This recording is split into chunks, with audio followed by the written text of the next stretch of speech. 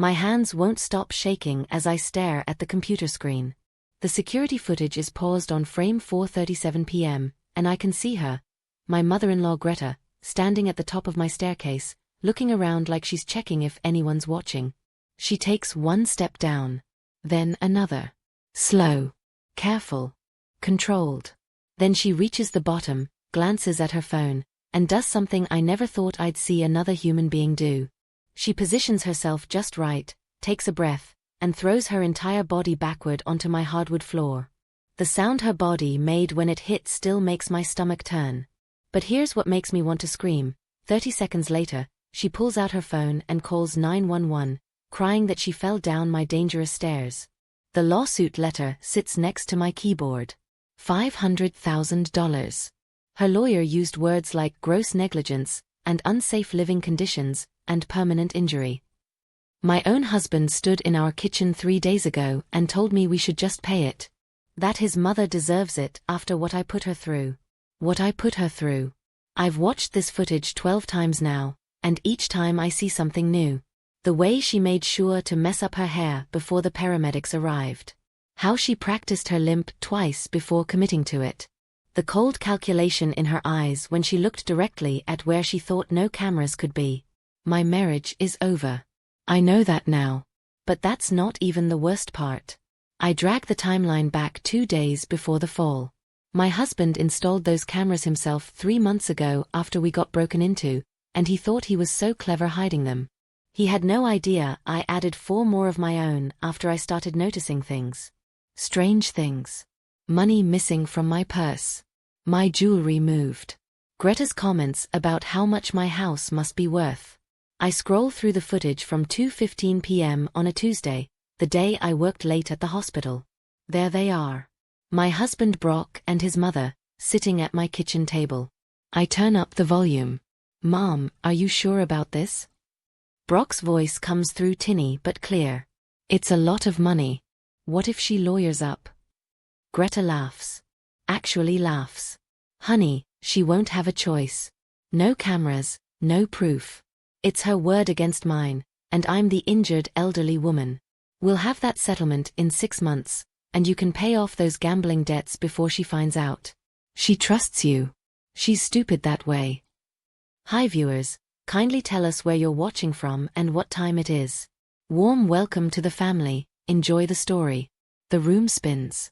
I have to grip the desk to stay upright. Gambling debts. He has gambling debts. We share a bank account, or I thought we did. How much has he stolen from me? How long has this been planned? I keep watching. Brock shifts in his chair, and for a second I think maybe he'll back out. Maybe he'll remember the woman he married 7 years ago. The woman who put him through his MBA. Who worked double shifts so he could quit his job and find himself. Who believed him when he said his mother just needed help adjusting to widowhood. What if she has cameras we don't know about? Brock asks. Greta waves her hand dismissively. I've been through this house top to bottom. There's nothing. Besides, even if there were, who installs cameras inside their own home? That's paranoid. Your wife is many things, but paranoid isn't one of them. Wrong, Greta. So wrong. I close my laptop before I put my fist through the screen. My phone buzzes. It's Brock. Where are you? Mom's asking about the settlement timeline. Her lawyer needs to know if you're cooperating. I stare at that message for a full minute. This man shared my bed last night. Kissed my forehead this morning. Told me he loved me while he was actively plotting to destroy my life. The betrayal tastes like copper in my mouth. But underneath the shock and the rage, something else starts building. Something cold and sharp and absolutely certain. They think they've won. They think I'm the naive little wife who'll roll over and let them take everything I've worked for. My house that I bought before I even met Brock.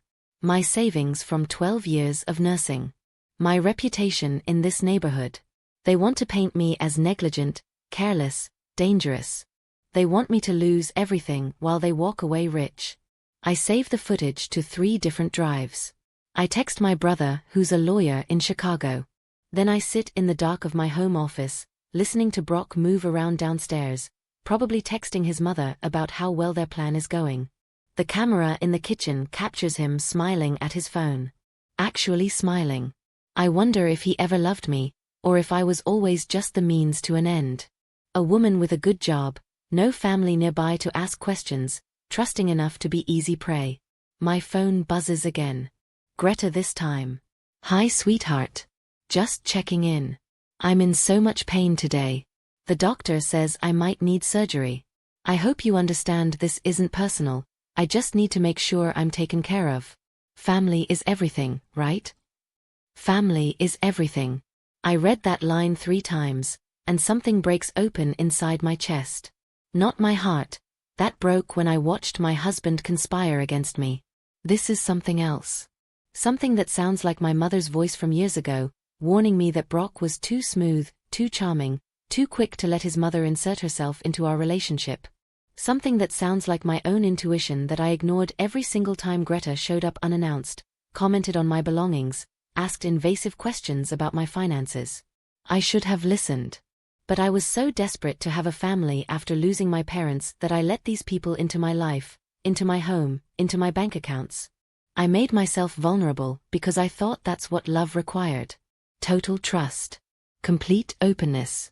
I was wrong. The question now is, what do I do with what I know? Do I confront them?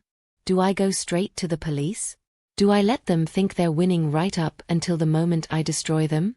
My laptop screen glows in the darkness, the paused footage showing Greta's face right before she threw herself down my stairs. She looks excited. Like this is fun for her. I hear Brock's footsteps on the stairs. He's coming up to the office. In 30 seconds, he'll open this door and ask me again about cooperating with the lawsuit. He'll use his concerned husband voice. Maybe touch my shoulder. Maybe even manufacture some tears about how hard this is for him, being caught between his wife and his injured mother.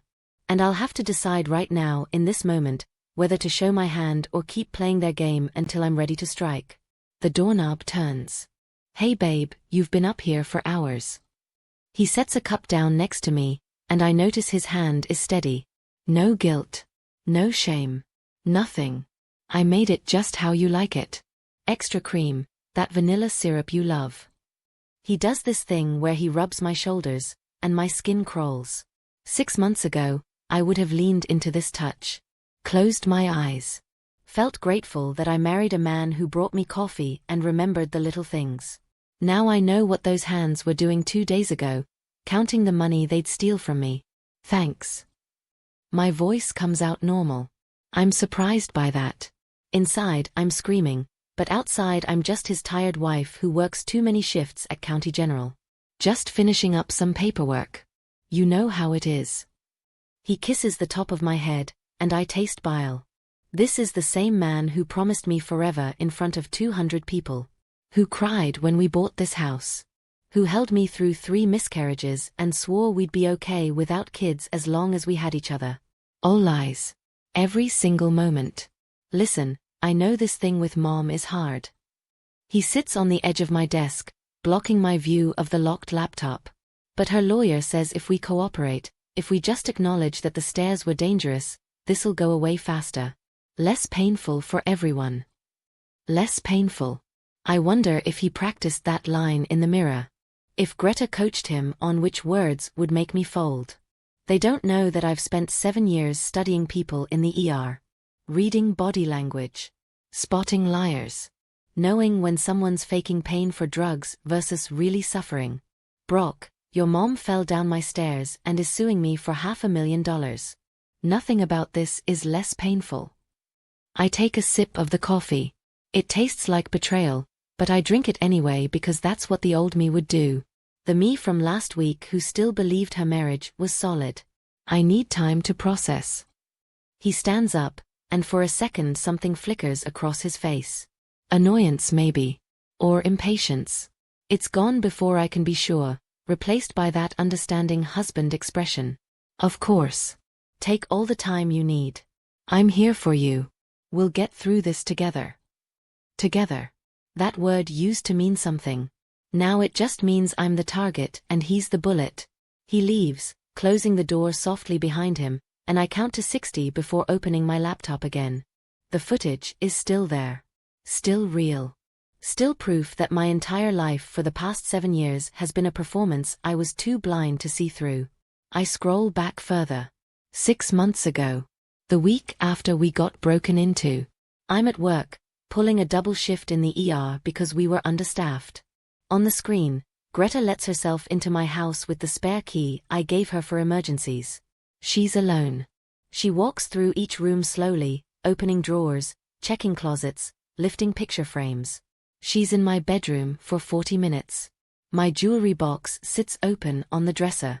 She holds up my grandmother's necklace to the light, the one thing I have left from my mom. She puts it in her purse. I feel sick. That necklace went missing 8 months ago. I tore this house apart looking for it. Brock helped me search, his face full of sympathy, suggesting maybe I misplaced it at work. Maybe it fell down the sink. Maybe I should just let it go because holding onto the past was unhealthy. And the whole time, his mother had stolen it. Probably sold it. Used my own grief as a weapon against me. How far back does this go? I keep scrolling through months of footage. There, 4 months ago. Greta and Brock in my living room. I'm at work again. Always at work, keeping us afloat while Brock consulted for his friend's startup that never quite materialized. Greta hands him an envelope. He counts cash. $2,700 bills. She says something I can't hear, and they both laugh. My husband took cash from his mother in my living room while I was saving lives at the hospital. The coffee cup shatters in my hand. I don't remember throwing it, but there it is, brown liquid spreading across my white carpet, ceramic pieces scattered like my marriage. Blood wells up on my palm where a shard caught skin. I watch it drip, feeling nothing. The pain doesn't register. Nothing registers except the cold certainty that I've been played for years, not months. My phone rings. It's Yolanda from work, probably asking me to pick up a shift. I let it go to voicemail. I can't talk to anyone right now. Can't pretend everything's normal when my entire foundation just cracked open. Can't make small talk about difficult patients when I'm living with a man who's been robbing me blind. Brock calls up the stairs. Babe? Everything okay? I heard something break. His voice is so concerned. So perfectly calibrated. Just dropped my cup. I'm fine. Fine. What a useless word. I'm not fine. I'm the opposite of fine. I'm a woman who just discovered her husband and mother-in-law are con artists who've been running a long game on her bank account and her heart. But I can't let him know I know. Not yet. I need a plan. I need to be smart about this because if I confront them now, they'll twist it. Make me sound crazy. Paranoid. Maybe even dangerous. I wrap my hand in tissues and keep watching. There's more. There's always more once you start really looking. 3 months ago, Greta going through my mail. Taking pictures of my bank statements with her phone. 2 months ago, Brock transferring money from our joint savings to an account I've never seen. Small amounts. 300 here. 500 there. Amounts I might not notice while working 60-hour weeks. Amounts that add up to almost $18,000 over 6 months. They've been stealing from me for at least half a year, probably longer. The burglary wasn't random. I'd bet everything I own that Greta staged it to justify the cameras Brock installed. Cameras he controlled, cameras he knew the locations of, cameras that gave them a false sense of security. They thought they'd covered all the angles. They thought I was too trusting, too tired, too grateful for family to ever suspect them. And they were almost right. If I hadn't installed my own cameras on a hunch I couldn't even explain, I'd be signing settlement papers right now. I'd be losing my house. My savings. My reputation. They'd be counting their money and laughing about how easy I was to manipulate. The thought makes my blood turn to ice. Not hot anger, cold, calculated fury that needs a target. I pull up the footage from the day of the fall one more time. Watch Greta's performance from start to finish. The way she checks her watch. The deliberate positioning of her body. The fake stumble at the top that she abandons when she realizes it won't look convincing. Then the walk down, completely steady, no weakness, no frailty, followed by the throw. She lands hard. I wince watching it even though I know she planned every second. She lies there for exactly 45 seconds before moving, testing her limbs, making sure nothing's actually broken. Then she rearranges herself, messes her hair, and makes the call. 911, what's your emergency? The operator's voice comes through clearly on the recording. Greta's response is pure acting. I've fallen down my daughter-in-law's stairs. I can't move. I think my hip is broken. Please help me. The sob in her voice is convincing. If I didn't know better, I'd believe her too. The operator asks for the address, and Greta provides it between manufactured cries of pain. She's good. Really good. This isn't her first con. I'm sure of it now. Which means I need to be better. The hospital cafeteria smells like disinfectant and overcooked vegetables, but at least it's not my house. I've been taking extra shifts for the past 3 days, avoiding Brock and his texts about settlement negotiations. My supervisor thinks I'm dedicated. Really, I'm just buying time to figure out how to destroy the 2 people who thought they could destroy me. My brother Quincy calls during my break. He's a criminal defense attorney in Chicago, which means he knows exactly how these things work. Rox, I looked at the footage you sent. His voice is tight. Angry. Quincy has always been protective, even when we were kids and he was only 2 years older. This is fraud. Conspiracy to commit fraud. Possibly extortion. You could have them arrested today. Today. The word hangs in the air between us. I could end this right now. Call the police, show them the evidence, watch Brock and Greta get handcuffed in my driveway. The neighbors would finally have something real to gossip about instead of speculating about the ambulance that showed up last week. I know. But I need to understand how deep this goes first. I'm watching the ER entrance through the cafeteria window. A mother carries in a screaming toddler. A man limps through the automatic doors holding his arm. Regular emergencies. Normal crises. Not whatever nightmare I'm living. What if there's more? What if they've done this before? Quincy is quiet for a long moment. I hear papers shuffling on his end. He's probably in his office, surrounded by case files and cold coffee, trying to figure out how to protect his little sister from her own marriage. You're thinking they're professional con artists. It's not a question. Rox, if that's true, you need to be careful. These people are dangerous. They've been living in your house. They know your routines. Your vulnerabilities. Dangerous. I never thought I'd hear that word applied to my own husband. But Quincy's right. I don't actually know who Brock is. I know who he pretended to be. The real Brock, the one who plots with his mother to fake injuries for cash, is a stranger. I'm always careful at work. I'm going to be careful at home too. But even as I say it, I wonder if that's true. How careful can you be when you're sleeping next to the enemy? When you're eating meals prepared by someone who wants to take everything you own? My shift starts in 10 minutes. I have to go hold people's hands while they get bad news. Have to be strong for strangers while my own life falls apart. Promise me you'll stay somewhere else tonight. A hotel. My place.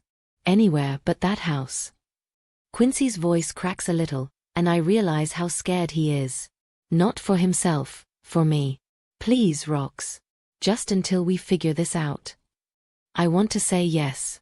Want to pack a bag and leave and never look back.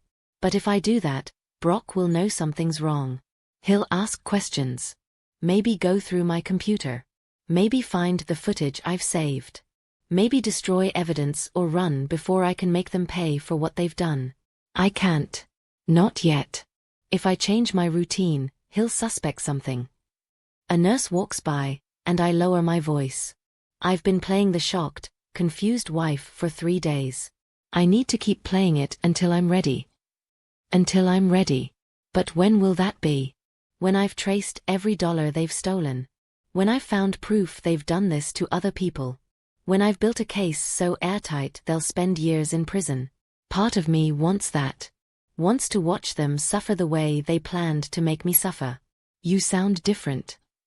Quincy's observation catches me off guard. Harder. I don't like it. Different. Yes. The woman who married Brock Hendricks 7 years ago wouldn't recognize the person I'm becoming. That woman believed in love and trust and the basic goodness of people. This woman knows better. This woman has seen behind the mask and can never unsee it. But I don't tell Quincy that. Instead, I say, I have to go. My shift's starting. Rocks wait, but I hang up before he can finish. Before he can tell me to be safe or remind me that revenge isn't the same as justice or any of the other things older brothers say when their sisters are about to do something reckless. I'm not being reckless though. I'm being strategic. There's a difference. I head back to the ER, tie my hair back, put on my professional face.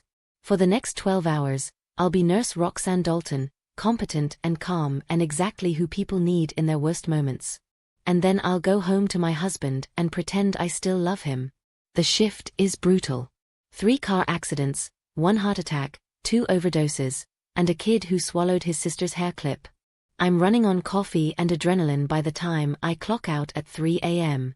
My hands smell like latex gloves and hand sanitizer. My feet ache. My head pounds. But none of it compares to the dread I feel pulling into my driveway. The house is dark except for the porch light I left on. Brock's truck is parked in its usual spot. Everything looks normal. Peaceful, even. I sit in my car for 10 minutes before going inside. Through the window, I can see into the living room. Brock is asleep on the couch, the TV playing some late-night show on mute. He looks innocent like this. Vulnerable. Like the man I thought I married. My keys are heavy in my hand. I could start the car. Drive to Quincy's. File for divorce tomorrow and let the legal system handle the rest. It would be easier. Cleaner. Safer. But I don't want easy. I want them to understand what it feels like to be betrayed by someone you trust completely. I want Greta to know that her performance was witnessed and recorded and will be shown to a jury. I want Brock to feel the same gut-wrenching shock I felt watching him conspire against me. I want justice, yes. But more than that, I want them to hurt the way they hurt me. And that requires patience. Planning. Perfect execution. I go inside. Brock doesn't wake up when I close the door. I stand in the hallway, watching him sleep, and wonder if he ever lies awake at night feeling guilty. If any part of him remembers that he promised to love and honor me. If the man I married still exists somewhere under the con artist. Probably not. People don't change. They just get better at hiding who they really are. I was the fool who believed the performance. Not anymore. My phone buzzes. A text from an unknown number. Mrs. Hendricks, this is Greta's attorney, Felix Morrison. We need to schedule a deposition regarding the incident. Please respond within 48 hours with your availability. Time is of the essence given my client's deteriorating condition. Deteriorating condition. I almost laugh. Greta's condition is fine. Better than fine, actually, considering she successfully threw herself down a flight of stairs without breaking anything important. But Felix Morrison doesn't know that. He thinks he's representing a legitimately injured client. I wonder if I should tell him the truth. Show him the footage. Watch his face as he realizes he's been part of a fraud. But no. That would tip them off too early. Better to let them think they're winning. Let them get comfortable. Let them start counting money that will never come. I text back, I understand. I'm consulting with my own attorney and will respond soon. Professional. Cooperative. Exactly what they'd expect from someone who's about to lose everything. Brock stirs on the couch. His eyes open, unfocused and confused for a second before landing on me. Hey, you're home late. His voice is rough with sleep, and for just a moment, I remember what it was like to come home to him after a hard shift. How he'd pull me close and tell me I was amazing. How safe I felt in his arms. All of it fake. Every single moment. Bad night at work. 3 DOAs. The lie comes easily now. I'm getting good at this. Good at pretending everything's normal while I gather evidence and plot their downfall. Maybe I'm more like them than I want to admit. Maybe you have to become a little bit of a monster to fight monsters. Brock sits up, rubbing his eyes. I'm sorry, babe. You want to talk about it? No. I want to ask him why he's doing this. Want to scream at him about the footage and the money and the betrayal. Want to know if he ever loved me or if I was always just a mark. Instead, I say, I'm just tired. Going to shower and sleep. He nods and turns the TV off. We walk upstairs together like a normal couple. He brushes his teeth while I shower. We get into bed on our respective sides. He reaches for my hand in the dark, and I let him take it even though my skin is screaming to pull away. This is what marriage looks like when it's dead but still moving. When you're sharing a bed with someone who's trying to destroy you. I love you, Rox. His voice is quiet in the darkness. I know this is hard. Mom's accident, the lawsuit, all of it. But we'll get through it. We always do. We always do. Except we won't. Not this time. Because this time I know the truth, and there's no coming back from that. But I squeeze his hand anyway and whisper, I love you too. The lie tastes like poison, but I swallow it down because that's what this game requires. He falls asleep in minutes. I lie awake, staring at the ceiling, listening to him breathe. Somewhere in this house, cameras are recording us.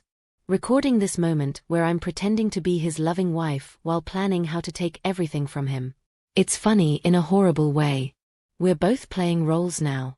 Both lying. Both waiting for the other to slip up and reveal their hand. The difference is, I have evidence and he has arrogance. My phone lights up with another text. Quincy, please tell me you're not in that house right now. But I am. I'm in bed next to my enemy, holding his hand, playing the long game. I don't respond. Instead, I close my eyes and think about what comes next. The deposition. The lawyer meeting. The moment when I'll finally show them what I know. It needs to be perfect. Devastating. Complete. And it will be. Because unlike them, I'm not a con artist. I'm a nurse who spent 7 years learning how to stay calm in emergencies. How to think clearly when everyone else is panicking. How to save lives when the odds are impossible. Those same skills work just as well for ending the life you thought you had and building something new from the ashes. Tomorrow, I'll start making calls. Quincy first. Then a forensic accountant to track every penny they've stolen. Then maybe a private investigator to dig into Greta's past because I'm betting this isn't her first rodeo. Women don't just wake up one day and decide to fake falls downstairs. That's learned behavior. Practiced. Refined over years of getting away with it. But she picked the wrong daughter-in-law this time. She picked someone who notices details. Who doesn't give up. Who knows that the best revenge isn't hot anger, it's cold, calculated exposure. Brock shifts in his sleep, pulling me closer. His arm drapes across my waist in what used to be a comforting gesture. Now it just feels like a trap closing. I wonder what he dreams about. The money, probably. All the things he'll buy once they've successfully conned me out of everything I own. He has no idea that every dream he's having is about to become a nightmare. The forensic accountant's office smells like leather and old paper. His name is Garrett Wu, and Quincy swears he's the best in the business at finding money people don't want found. He's younger than I expected, maybe 40, with wire-rimmed glasses and fingers that move across his keyboard like he's playing piano. I've given him access to 7 years of bank statements, tax returns, credit card bills. Everything financial I can find about my marriage to Brock Hendricks. This is going to take a few days. Garrett doesn't look up from his screen, where numbers are already starting to populate spreadsheets. But from what I'm seeing in the first pass, there are some concerning patterns. Regular cash withdrawals that don't match your spending habits. Transfers to accounts I'll need to investigate. Credit cards you didn't know existed. Credit cards I didn't know existed. The words sit heavy in my chest. How do you not know your own husband opened credit cards in your name? How much are we talking? My voice sounds distant, like it belongs to someone else. Someone who isn't sitting in a forensic accountant's office trying to piece together how thoroughly she's been robbed. Garrett finally looks at me, and his expression is somewhere between sympathy and professional detachment. He does this for a living. Probably sees betrayed spouses every week. I'm just another case file to him. Preliminary estimate? Somewhere between $80,000 and $100,000 over the past 3 years. The number hits like a physical blow. $100,000. That's the down payment on this house. That's 3 years of retirement savings. That's my entire emergency fund that I thought was safely tucked away for the future we were building together. Except there was no we. There was just Brock and Greta, systematically draining my accounts while I worked myself to exhaustion. Can you prove it was him? Because that's what matters now. Not the betrayal, I already know about that. Not the hurt, I'll deal with that later. What matters is evidence. Documentation. Proof that will hold up in court when I take everything from them the way they tried to take everything from me. Garrett nods, his fingers still dancing across the keyboard. I can trace every transaction. Show you exactly when the money left your accounts and where it went. Some of it will be easy, direct transfers, ATM withdrawals. Some will require more digging. I lean back in the expensive leather chair and close my eyes. This is really happening. My marriage wasn't just bad, it was criminal. Brock didn't just fall out of love with me. He never loved me at all. I was a target from day one. The hospital fundraiser where we met. His interest in a nurse with a good salary and no family nearby to ask questions. The rushed engagement. The way he encouraged me to put everything in joint accounts because marriage is about trust. How long until you have a full report? I need this to move faster. Every day I spend in that house with him, pretending everything's normal, takes something from me. Some essential piece of who I used to be is dying every time I smile at him or let him touch me or say, I love you, like those words mean anything anymore. Garrett glances at his calendar. Full forensic analysis? 2 weeks. But I can get you a preliminary report in 3 days if you need something actionable sooner. 3 days. I can survive 3 more days of playing the devoted wife. 3 more days of sleeping next to someone who sees me as nothing but a paycheck. 3 more days of watching Greta's lawyer send threatening emails about depositions and settlements. Then I'll have ammunition. Real proof that goes beyond security footage. Financial crimes that carry serious jail time. Quincy is waiting outside in the lobby. I find him pacing, his lawyer brain probably running through every possible outcome of this situation. When he sees my face, he stops. That bad? He already knows the answer. I can see it in how he braces himself, hands shoved deep in his suit pockets, jaw tight. Quincy has always been able to read me. Even when we were kids and I'd try to hide that something was wrong, he'd know. He'd sit with me until I was ready to talk. Some things don't change, even when everything else does. Worse. 100,000, maybe more. The number sounds even more obscene when I say it out loud. Quincy's face goes hard. Dangerous. He's a criminal defense attorney, which means he usually works to keep people out of jail. But right now, I think he'd happily put Brock in one himself. We're pressing charges. All of them. Fraud, theft, conspiracy, whatever else sticks. That piece of. Not yet. I grab his arm before he can storm back into Garrett's office and demand immediate action. We wait for the full report. We build an airtight case. Then we burn their entire lives to the ground. My voice is calm. Too calm. The kind of calm that comes before a storm. Quincy stares at me like I'm someone he doesn't quite recognize. Maybe I am. Maybe the old Roxanne died the night she watched her husband plot against her. We drive back to Port Richmond in silence. Quincy offered to let me stay at his place in Chicago, but I need to be here. Need to keep up the appearance of normalcy while I gather every piece of evidence I can find. The private investigator I hired is looking into Greta's background. Garrett is tracing the money. Quincy is preparing legal documents. And I'm playing the role of my life, the trusting wife who has no idea her world is about to explode. My phone rings. Brock. I let it ring twice more before answering, making sure my voice sounds natural when I say, "Hey, what's up?" He sounds stressed. Good. Mom's lawyer is pushing for the deposition. Says we need to move forward or they'll file a civil suit that could tie up the house. Rox, I think we should just settle. Pay her medical bills and be done with it. Pay her medical bills. For an injury that never happened. For a fall she staged. Using money she and her son have already stolen from me. The audacity is almost impressive. Almost. How much is he asking for now? I keep my voice level, curious but not aggressive. The kind of tone you use when you're trying to understand, not fight. Brock hesitates. 250,000. Half of what they originally wanted. Mom says she just wants this over with. She's in pain, Rox. Real pain. Real pain. I wonder if Brock practices these lies or if they just come naturally now. That's still a lot of money. Our entire savings. Our savings.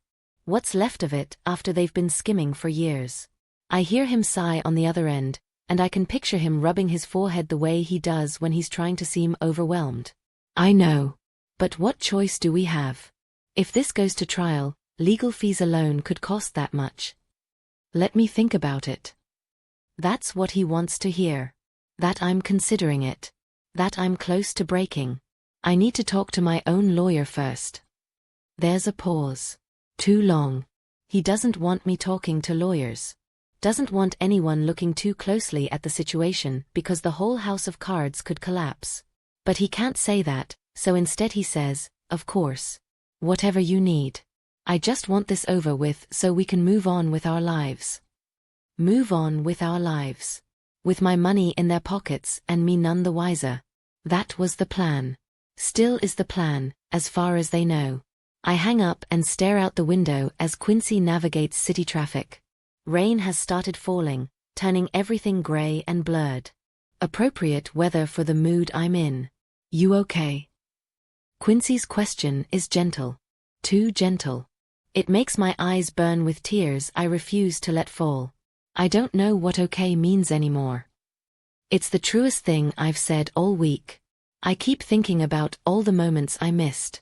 All the signs I ignored because I wanted so badly to believe I had a real marriage.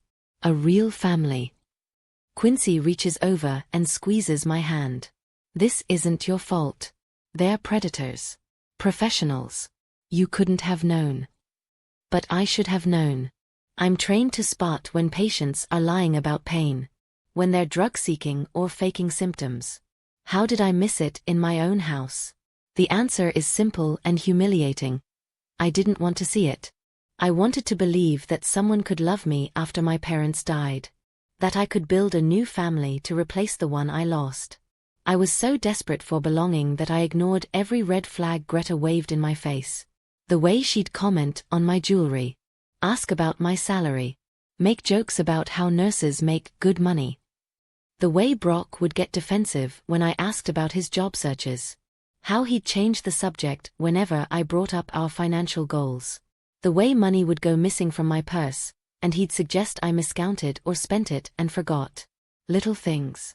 Tiny moments that seemed insignificant alone but together formed a picture I refused to see. Drop me off at home. I need to get back before Brock wonders where I am. Before he starts asking questions I'm not ready to answer. Quincy pulls up to my house, engine idling, clearly reluctant to let me go inside. Call me if anything happens. Anything at all. I can be here in 20 minutes. 20 minutes feels like a lifetime when you're sharing space with people who want to destroy you. The house is quiet when I walk in. Brock's truck is gone. Probably at Greta's, plotting their next move. I have maybe an hour before he gets back. I race upstairs to my office and pull up the security footage from this morning. There he is, sitting at the kitchen table on the phone. I turn up the volume. Yeah, she's thinking about it. Give her a few more days, and she'll crack. Roxanne's soft that way. Can't stand conflict. Roxanne's soft that way. Is that how he sees me? How they both see me? The soft, naive nurse who'll roll over and let them take everything because confrontation makes her uncomfortable? They're not entirely wrong. The old me would have done exactly that. Would have signed whatever papers they put in front of me just to make the tension stop. Would have convinced herself that keeping the peace was more important than standing up for herself. But that woman died when she watched her husband betray her. This woman is different. This woman has spent 3 days documenting every lie, every theft, every calculated move they've made. This woman has Garrett Wu tracing their financial crimes and a private investigator digging into their past and a brother who's a lawyer preparing for war. This woman isn't soft. She's sharp. And she's about to cut through every illusion they've built. I download the latest footage and save it in 3 different locations. Then I search Brock's office. His desk is locked, but I know where he keeps the key, taped under the bottom drawer because he thinks he's clever. Inside, I find documents that make my blood run cold. Life insurance policies on me that I never signed. Forged signatures, mine, on loan applications. Credit card statements for cards I didn't know existed, all maxed out. And a notebook with calculations. Numbers representing different scenarios. If house sells for $450K, minus mortgage, split with mom. They were planning this for months. Maybe years.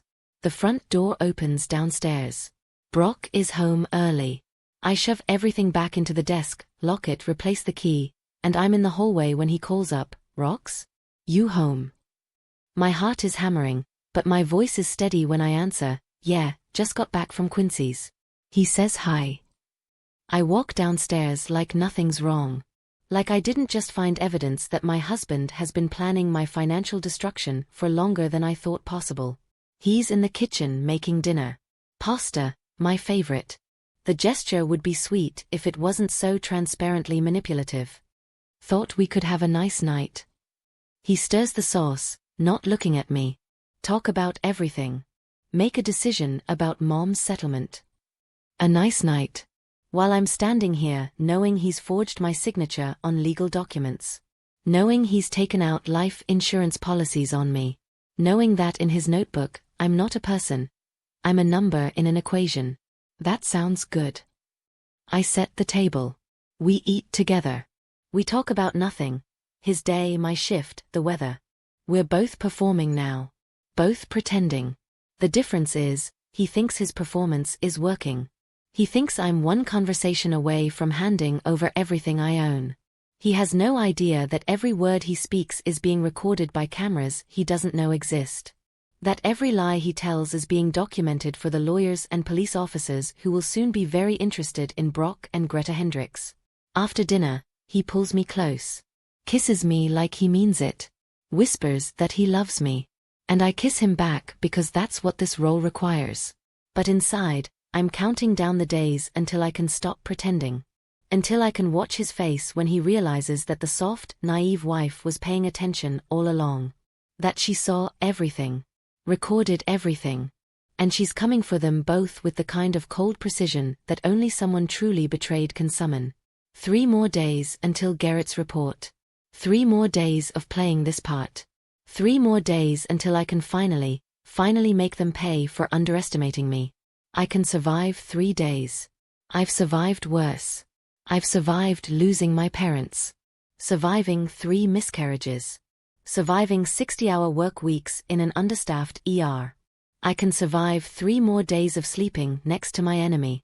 And then I'll show them exactly what happens when you mistake kindness for weakness. The deposition is scheduled for Monday morning at Felix Morrison's office. I've been dreading and anticipating this moment in equal measure. It's been 6 days since I discovered the truth, and playing the confused, cooperative wife is wearing me down in ways I didn't expect. Every fake smile costs me something. Every time Brock touches me, my skin crawls. But I keep the mask on because Garrett's full report arrives tomorrow, and I need them comfortable. Unsuspecting. I'm getting dressed in my bedroom when Greta calls.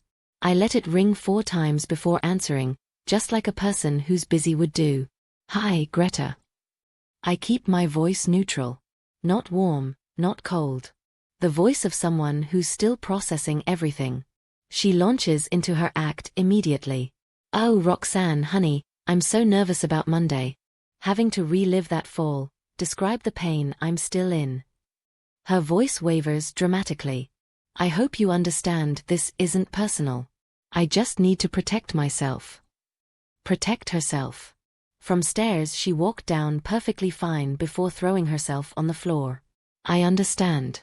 This is hard for everyone. The words taste like ash, but I say them anyway because that's what she expects. Greta sighs, and I can hear the satisfaction in it. She thinks she's got me. Thinks I'm the kind of person who'll prioritize keeping the peace over fighting for what's mine. You're such a sweet girl. Brock is lucky to have you. I just wish we could have been closer, you and I. Maybe after all this is settled, we can start fresh. Start fresh. With my money funding her retirement and my husband as her accomplice. The fantasy is almost impressive. Maybe. I let the word hang there, non-committal but not hostile. Give her just enough hope to keep her confident. She chatters on for another 10 minutes about her injuries, and her physical therapy and how difficult everything has been. I make sympathetic noises in all the right places while mentally reviewing every frame of footage that shows her faking it all. When I finally hang up, Brock is standing in the doorway. I don't know how long he's been there. That was nice of you. He crosses the room and sits on the edge of the bed. Being kind to Mom even though this situation is so messed up. Most people would be angry. Most people would be angry. He's testing me. Trying to see if I suspect anything. If I've figured out their game. I sit next to him and take his hand, fighting the revulsion that threatens to show on my face. I'm not angry. I'm just tired, Brock. Tired of the stress and the uncertainty. I want this over with. It's not entirely a lie. I do want it over with. Just not the way they think. He pulls me close, and I let him because that's what the old Roxanne would do. The woman he thinks I still am. Soon, babe. Monday we do the deposition, and then we can start negotiating a settlement. This'll all be behind us by Christmas. Christmas. 2 months away. He's already spent that money in his head. Already planning what he'll buy with my stolen savings. I wonder if he feels anything when he looks at me. Guilt? Shame? Or just satisfaction that his con is working? What will you do with your share? The question slips out before I can stop it. Brock tenses slightly. My share. Of the settlement. Your mom's getting money for her injuries. I assume you'll help her manage it. I keep my voice innocent. Curious. Not accusatory. He relaxes. Oh. Yeah, probably help her invest it. Make sure she's taken care of. Invest it. He means hide it. Launder it. Make sure it can't be traced back to their fraud. I nod against his chest like this makes perfect sense. Like I'm not memorizing every word to repeat to Quincy and the police and whoever else needs to hear it. My phone buzzes. A text from the private investigator. Found something. Call when you can talk privately. My pulse jumps, but I keep my breathing steady. Can't let Brock sense anything's changed. I need to run to the store. We're out of coffee. It's a flimsy excuse, but he doesn't question it. Why would he? His soft, trusting wife running errands is perfectly normal. He kisses my forehead and tells me to drive safe. I make it 3 blocks before pulling into a parking lot and calling the investigator back. Her name is Simone Reeves, and she has the kind of voice that's seen everything twice. Mrs. Hendricks. You're going to want to sit down for this. I'm already sitting, gripping the steering wheel so hard my knuckles are white. What did you find? Papers rustling on her end. Greta Hendricks, formerly Greta Patterson, has been married 4 times. Your husband is from her 2nd marriage. 4 times. 4 husbands. The implications make my head spin. Go on. Simone's voice is grim. Husband number 1 died in a suspicious car accident in 1987. She collected a life insurance payout of $75,000. Husband number 3, after Brock's father, fell down a flight of stairs in his home in 2003. Greta sued the homeowner's insurance and settled for $200,000. Husband number 4 died of what was ruled a heart attack in 2011, but there were some questions about medication interactions. She inherited his estate, worth approximately $500,000. The parking lot spins. I'm going to be sick. Are you telling me she's killed people? Simone is quiet for a beat. I'm telling you, there's a pattern. Falls, accidents, insurance payouts. Nothing that was ever prosecuted, but the pattern is there. And Mrs. Hendricks? Your name is on a life insurance policy worth $300,000. Brock took it out 8 months ago. 8 months ago. Right around the time money started disappearing faster from our accounts. Right around the time Greta's visits became more frequent. This wasn't just about stealing my savings. They were planning something bigger. Something permanent. Does Quincy know about this? My voice doesn't sound like mine. It sounds like someone else. Someone who just realized how close she came to being another victim in Greta's long history of insurance fraud. I'm sending him the full report now. Mrs. Hendricks, you need to be very careful. If they suspect you know anything, she doesn't finish the sentence. She doesn't have to. I'm living with people who've possibly killed before. Who took out a life insurance policy on me. Who are desperate enough to fake falls and file fraudulent lawsuits. If they realize I'm onto them, what's to stop them from staging another accident? A real one this time. My hands are shaking so badly I can barely hold the phone. I'm going to a hotel. Tonight. I'll tell Brock I need space to think about the settlement. Simone makes a sound of approval. Good. Don't tell him where you're staying. Don't go back to that house alone. And Mrs. Hendricks? Watch your back. People who've gotten away with this kind of thing for decades don't stop just because they're caught once. They get desperate. I hang up and sit in my car in the grocery store parking lot, watching normal people go about their normal lives. A mom loading groceries with 2 kids fighting in the back seat. An elderly couple walking slowly toward the entrance. A teenager on his phone, probably texting friends. None of them know that the woman sitting in the blue sedan 3 spaces over just found out her husband and mother-in-law might be murderers. My phone rings. Quincy. I answer, and before I can say anything, he's already talking. Pack a bag. I'm coming to get you. You're not spending another night in that house. His voice has that edge it gets when he's terrified but trying to stay in control. Simone sent me her report. Rox, this is way beyond fraud. We're talking about potential homicides. Multiple victims. A pattern going back 40 years. I know. I just talked to her. My voice is surprisingly steady. Shock, probably. The kind that makes everything feel far away and dreamlike. I can't just leave, Quincy. If I disappear now, they'll know something's wrong. They'll run. We'll lose our chance to, he cuts me off. I don't care about the chance. I care about you not ending up like Greta's previous victims. You hear me? This isn't about revenge anymore. This is about survival. But he's wrong. It's about both. Because if I run now and they disappear, they'll just do this to someone else. Some other trusting woman who wants a family badly enough to ignore the red flags. Some other daughter-in-law who Greta will befriend and manipulate and eventually destroy. I can't let that happen. I'm not running. But I'm not stupid either. I'll stay at the Marriott downtown. Tell Brock I need space. Keep my phone on me at all times. Rox, but I'm already making plans. Already thinking 3 steps ahead. Call the police. Show them Simone's report and Garrett's financial analysis and all the security footage.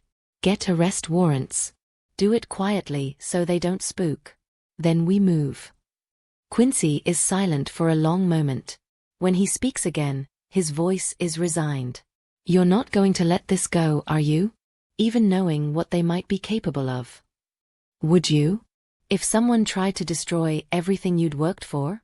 If they planned to kill you for insurance money? The question hangs between us. We both know the answer. Quincy would burn the world down to protect the people he loves. It's the same instinct driving me now. Not just self-preservation. Justice. For me and for whoever came before me and for whoever might come after if I don't stop them. 3 days. Quincy's tone is firm. I need 3 days to coordinate with the police and the DA's office. 3 days to build an airtight case. Can you stay away from them for 3 days? 3 days. That brings us to Monday. The deposition. The moment when they think they're about to win. I can do 3 days. I can do anything for 3 days if it means watching their faces when the truth comes out. I drive back home, park in the driveway, and walk inside with my grocery bag. I did actually buy coffee to maintain the cover story. Brock is in his office, door closed, voice low. He's talking to someone. Probably Greta. Probably discussing how close they are to getting what they want. I go upstairs and start packing a small bag. Enough clothes for a few days. My laptop. All the backup drives with the security footage. My grandmother's wedding ring that I keep hidden in a jewelry box. The one thing of my mother's that Greta hasn't stolen yet. When Brock emerges from his office, I'm sitting on the bed with my packed bag next to me. His face goes carefully blank. What's that? No concern. No worry. Just calculation. Trying to figure out if this is part of his plan or a deviation he needs to manage. I need some space. Just for a few days. To clear my head before the deposition. I keep my voice small. Defeated. Like the weight of everything has finally broken me. He sits next to me, and I see the relief flicker across his face before he hides it. He thinks I'm cracking. Think this is the beginning of my surrender. Hey, that's okay. That's totally okay. Where will you go? There it is. The question he needs answered. Where I'll be. Whether I'll be alone. Whether I'll be vulnerable. My friend Dana's place. From the hospital. She said I could crash there anytime. It's a lie. Dana moved to Oregon 6 months ago. But Brock doesn't know that because he stopped paying attention to my life the moment he got what he wanted, access to my money. He nods, relieved. That's good. Take all the time you need. I'll be here when you're ready to talk. He'll be here. In my house. The house I bought with money I earned working 12-hour shifts saving lives. The house he and his mother planned to take from me along with everything else. I stand up, and he hugs me. It's the longest 30 seconds of my life. His arms around me feel like a trap. Like if I don't get out right now, I never will. When he finally lets go, I grab my bag and walk downstairs without looking back. Don't look back at the wedding photos on the wall. Don't look back at the kitchen where we used to cook together. Don't look back at any of the memories because they're all contaminated now. All lies. My car feels like a safety zone. I lock the doors immediately and pull out of the driveway. In my rearview mirror, I see Brock standing in the doorway, watching me leave. He's probably already texting Greta. Probably celebrating. Their mark is falling apart right on schedule. By Monday, they think I'll be so worn down that I'll sign anything just to make it stop. They have no idea that Monday is when everything they've built comes crashing down. The Marriott downtown is nice.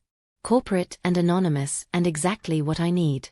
I check in under my maiden name, Dalton, and pay cash. The room is on the 8th floor with a view of the city. I sit on the bed and finally let myself feel everything I've been holding back. The fear. The betrayal. The rage. The grief for the marriage I thought I had. It all hits at once, and I cry for the first time since this started. Not quiet tears. Loud, ugly sobs that shake my whole body. I cry for the woman I was 2 weeks ago. The one who believed in love and trust and happily ever after. I cry for 7 years of my life that were nothing but an elaborate con. I cry for the children we'll never have because thank God we never brought kids into this nightmare. And I cry because somewhere deep down, part of me still wishes this wasn't real. Still wishes I could wake up and find out it was all a terrible dream. But it's not a dream. It's my life. And in 3 days, I'm going to take it back.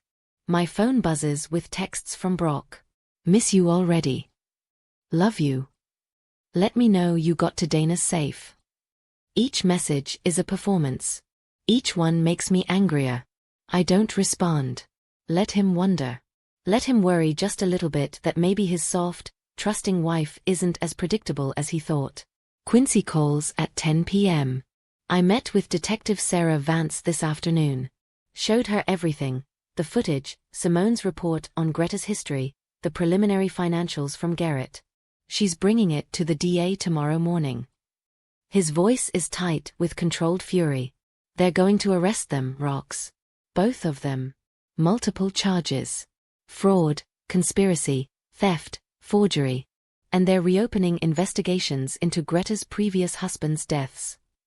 Previous husband's deaths. The words sound surreal. Like something from a true crime podcast, not my actual life. When? I need to know when this ends. When I can stop pretending and start rebuilding. Monday morning. Before the deposition. They'll pick up Greta at her house and Brock at yours.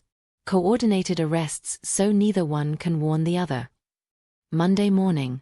The day they thought they'd be one step closer to destroying me. Instead, they'll be in handcuffs. The poetry of it is almost beautiful. I want to be there. When they arrest them. I want to see their faces. Quincy is quiet. I don't think that's a good idea. But I'm already decided. I don't care what you think is a good idea. I need to see it. Need to watch them realize that they lost. Rox, you're starting to scare me a little. Quincy's admission catches me off guard. You sound different. Harder. Like you're enjoying this. Am I enjoying this? Maybe. Is that wrong? These people tried to destroy me. Tried to steal everything I'd worked for. Might have been planning to kill me. Don't I deserve to watch justice happen? They made me this way. My voice is cold even to my own ears. They turned me into someone who trusts no one. Who sees betrayal in every kind gesture. Who has to sleep with one eye open because the person she married might be a murderer. So yes, I want to watch them get arrested. I've earned that much. Quincy sighs. Okay. I'll talk to Detective Vance. See if she'll allow it. But you stay back. You observe. You don't engage. Deal. Deal. We hang up, and I order room service even though I'm not hungry. Force myself to eat because I need my strength for what's coming. 3 more days. 72 hours. Then this nightmare ends and I can start figuring out who I am without Brock. Without the marriage that defined my adult life. Without the family I tried so hard to belong to. The hotel room is quiet except for the hum of the air conditioning. I pull up the security footage on my laptop one more time. Watch Greta throw herself down my stairs. Watch Brock count stolen money. Watch them laugh about how easy I am to manipulate. Each viewing makes me angrier and more certain that whatever I'm becoming, harder, colder, less trusting, is exactly who I need to be to survive this. My phone buzzes. A text from an unknown number. This is Detective Vance. Your brother gave me your number. Can we talk? I call her immediately. Her voice is professional but warm. Mrs. Hendricks, I want you to know we're taking this very seriously. The evidence you've gathered is substantial. We have enough to arrest and prosecute. My brother said Monday morning. I need confirmation. Need to know this is really happening. Yes. 6 a.m. Before either of them is fully awake. We find that's the best time for arrests. Catches people off guard, less chance of violence or flight. Your brother also mentioned you'd like to be present. She pauses. I can't officially condone that, but I understand the desire. If you stay in an unmarked vehicle with an officer, out of sight, I won't stop you. Out of sight. Watching from the shadows as karma catches up to them. Thank you. My voice cracks slightly. You don't know what this means. Detective Vance is quiet for a moment. Actually, I do. I've worked fraud and financial crimes for 15 years. Seen a lot of victims. What makes you different is you fought back. You documented everything. You didn't let them gaslight you into thinking you were crazy. That takes strength most people don't have. After we hang up, I lie in the hotel bed and stare at the ceiling. 3 days ago, I was a woman whose life was falling apart. Now I'm a woman who's about to watch justice happen. The difference feels significant. Empowering, even. I'm not a victim anymore. I'm a survivor who refused to be destroyed. And on Monday morning, Brock and Greta Hendricks are going to learn that the worst thing they ever did was underestimate the woman they tried to con. Because she was paying attention all along. The financial report arrives Saturday morning in a thick manila envelope delivered to my hotel room. Garrett's work is thorough, 143 pages documenting every crime Brock committed against me. I sit on the hotel bed with coffee going cold on the nightstand and read through 7 years of systematic theft. It's worse than I thought. So much worse. The first credit card was opened 6 months after we got married. A Visa in my name that I never knew existed. He maxed it out at $19,000, made minimum payments from our joint account for 2 years, then let it go to collections. The collection agency sent letters to a P.O. box I didn't know he had. Next came a home equity line of credit, $60,000 borrowed against my house using a forged signature. The money went to an offshore account in the Cayman Islands. Then car loans, personal loans, payday loans.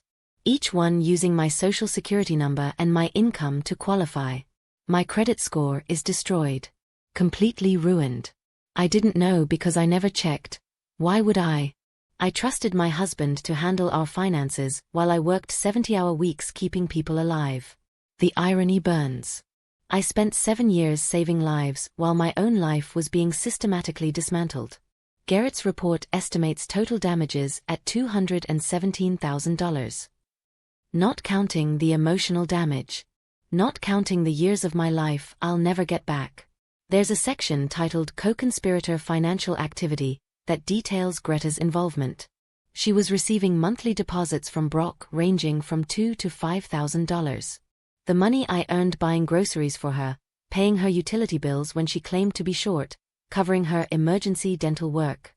All of it was my stolen money being funneled back to her. They had a system.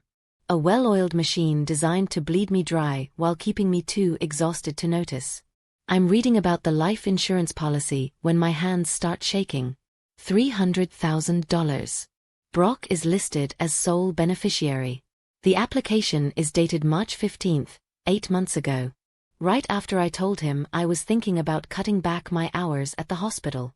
Right when I became less useful as an active income source. The timing can't be coincidence. When the golden goose stops laying eggs, you cook the goose. My phone rings. It's Detective Vance. Mrs. Hendricks, I've reviewed the financial forensics. This is one of the most comprehensive fraud cases I've seen in my career. Combined with Ms. Reeves' investigation into Greta's history, we have enough to charge them with multiple felonies. The DA is very interested. Very interested. Legal speak for they're going down hard. What happens after they're arrested? Arraignment within 24 hours. Bail hearing. Given the severity of the charges and Greta's history of suspicious deaths, I expect the DA will argue for no bail or extremely high bail. Then it goes to trial unless they take a plea deal. Detective Vance pauses. Mrs. Hendricks, you should prepare yourself. This is going to be public.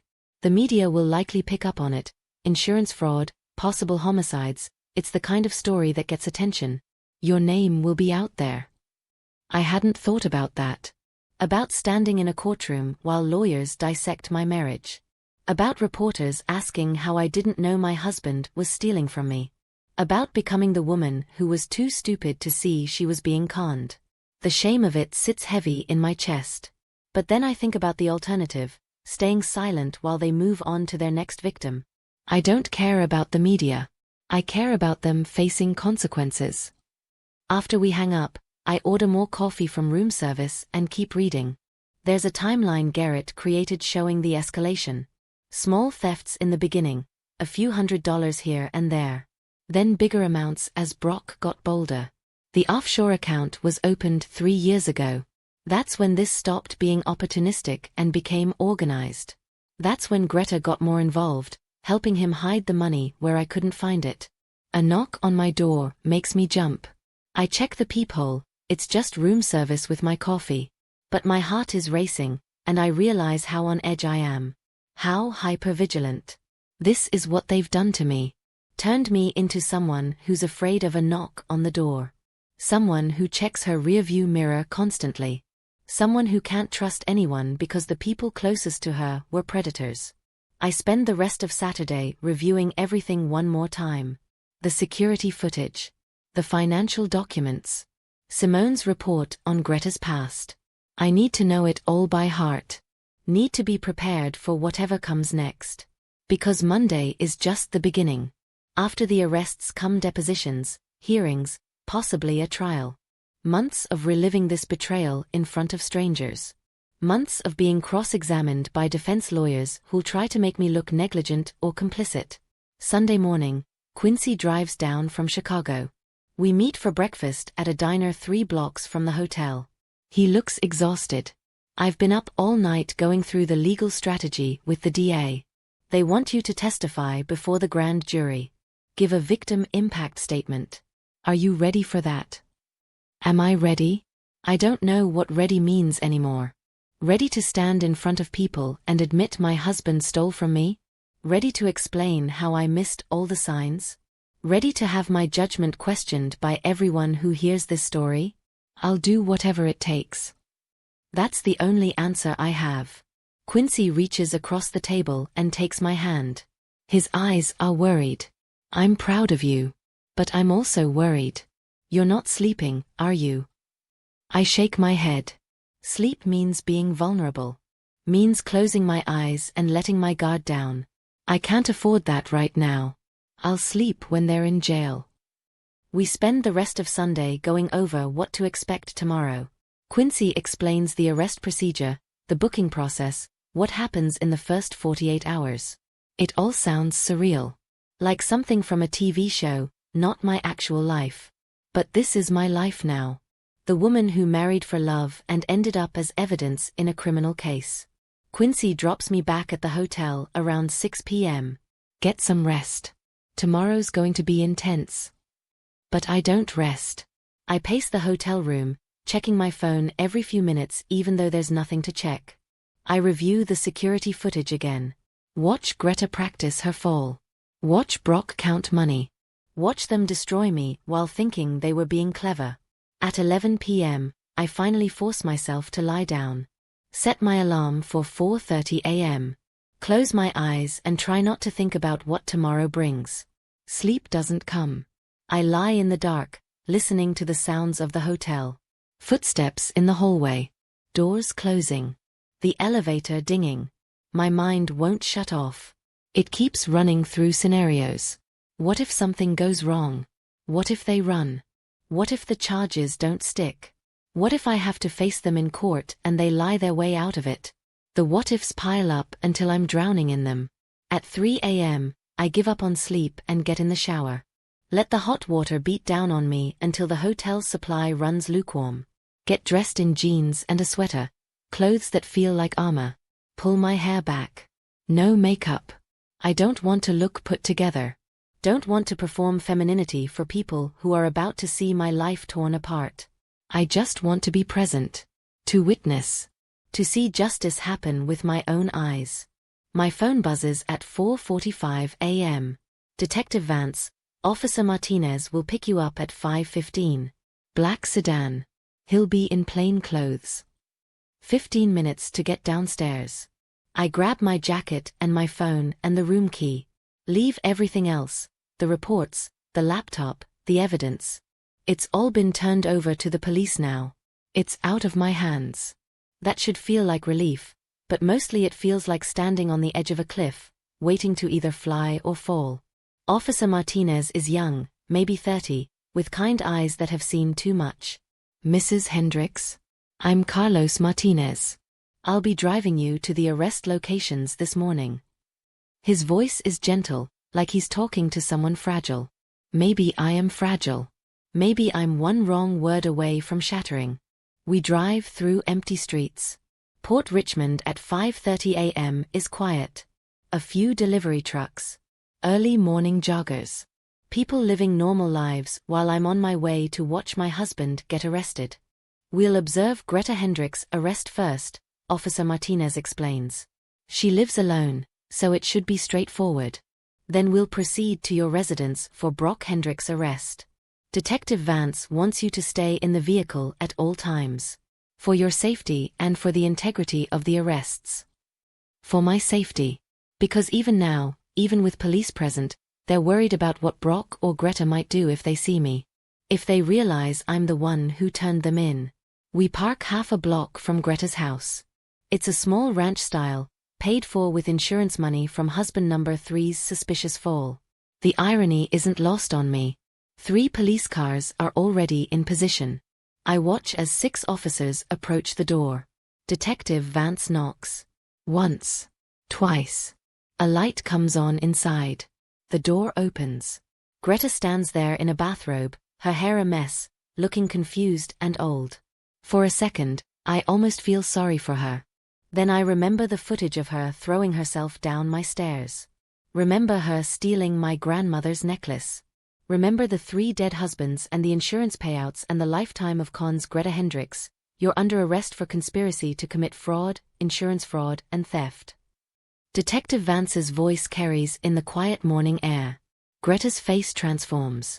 Confusion becomes fury, becomes calculation in seconds. This is a mistake. I'm the victim here. My daughter-in-law stares, but Detective Vance cuts her off. We have video evidence of you staging the fall. You have the right to remain silent. I suggest you use it. 2 officers move forward with handcuffs. Greta tries to pull away, and suddenly she's not a frail elderly woman anymore. She's strong. Fighting. It takes both officers to restrain her. You can't do this. I have rights. I'm injured. She's screaming now, and neighbors are coming out onto their porches. Watching. Recording on their phones.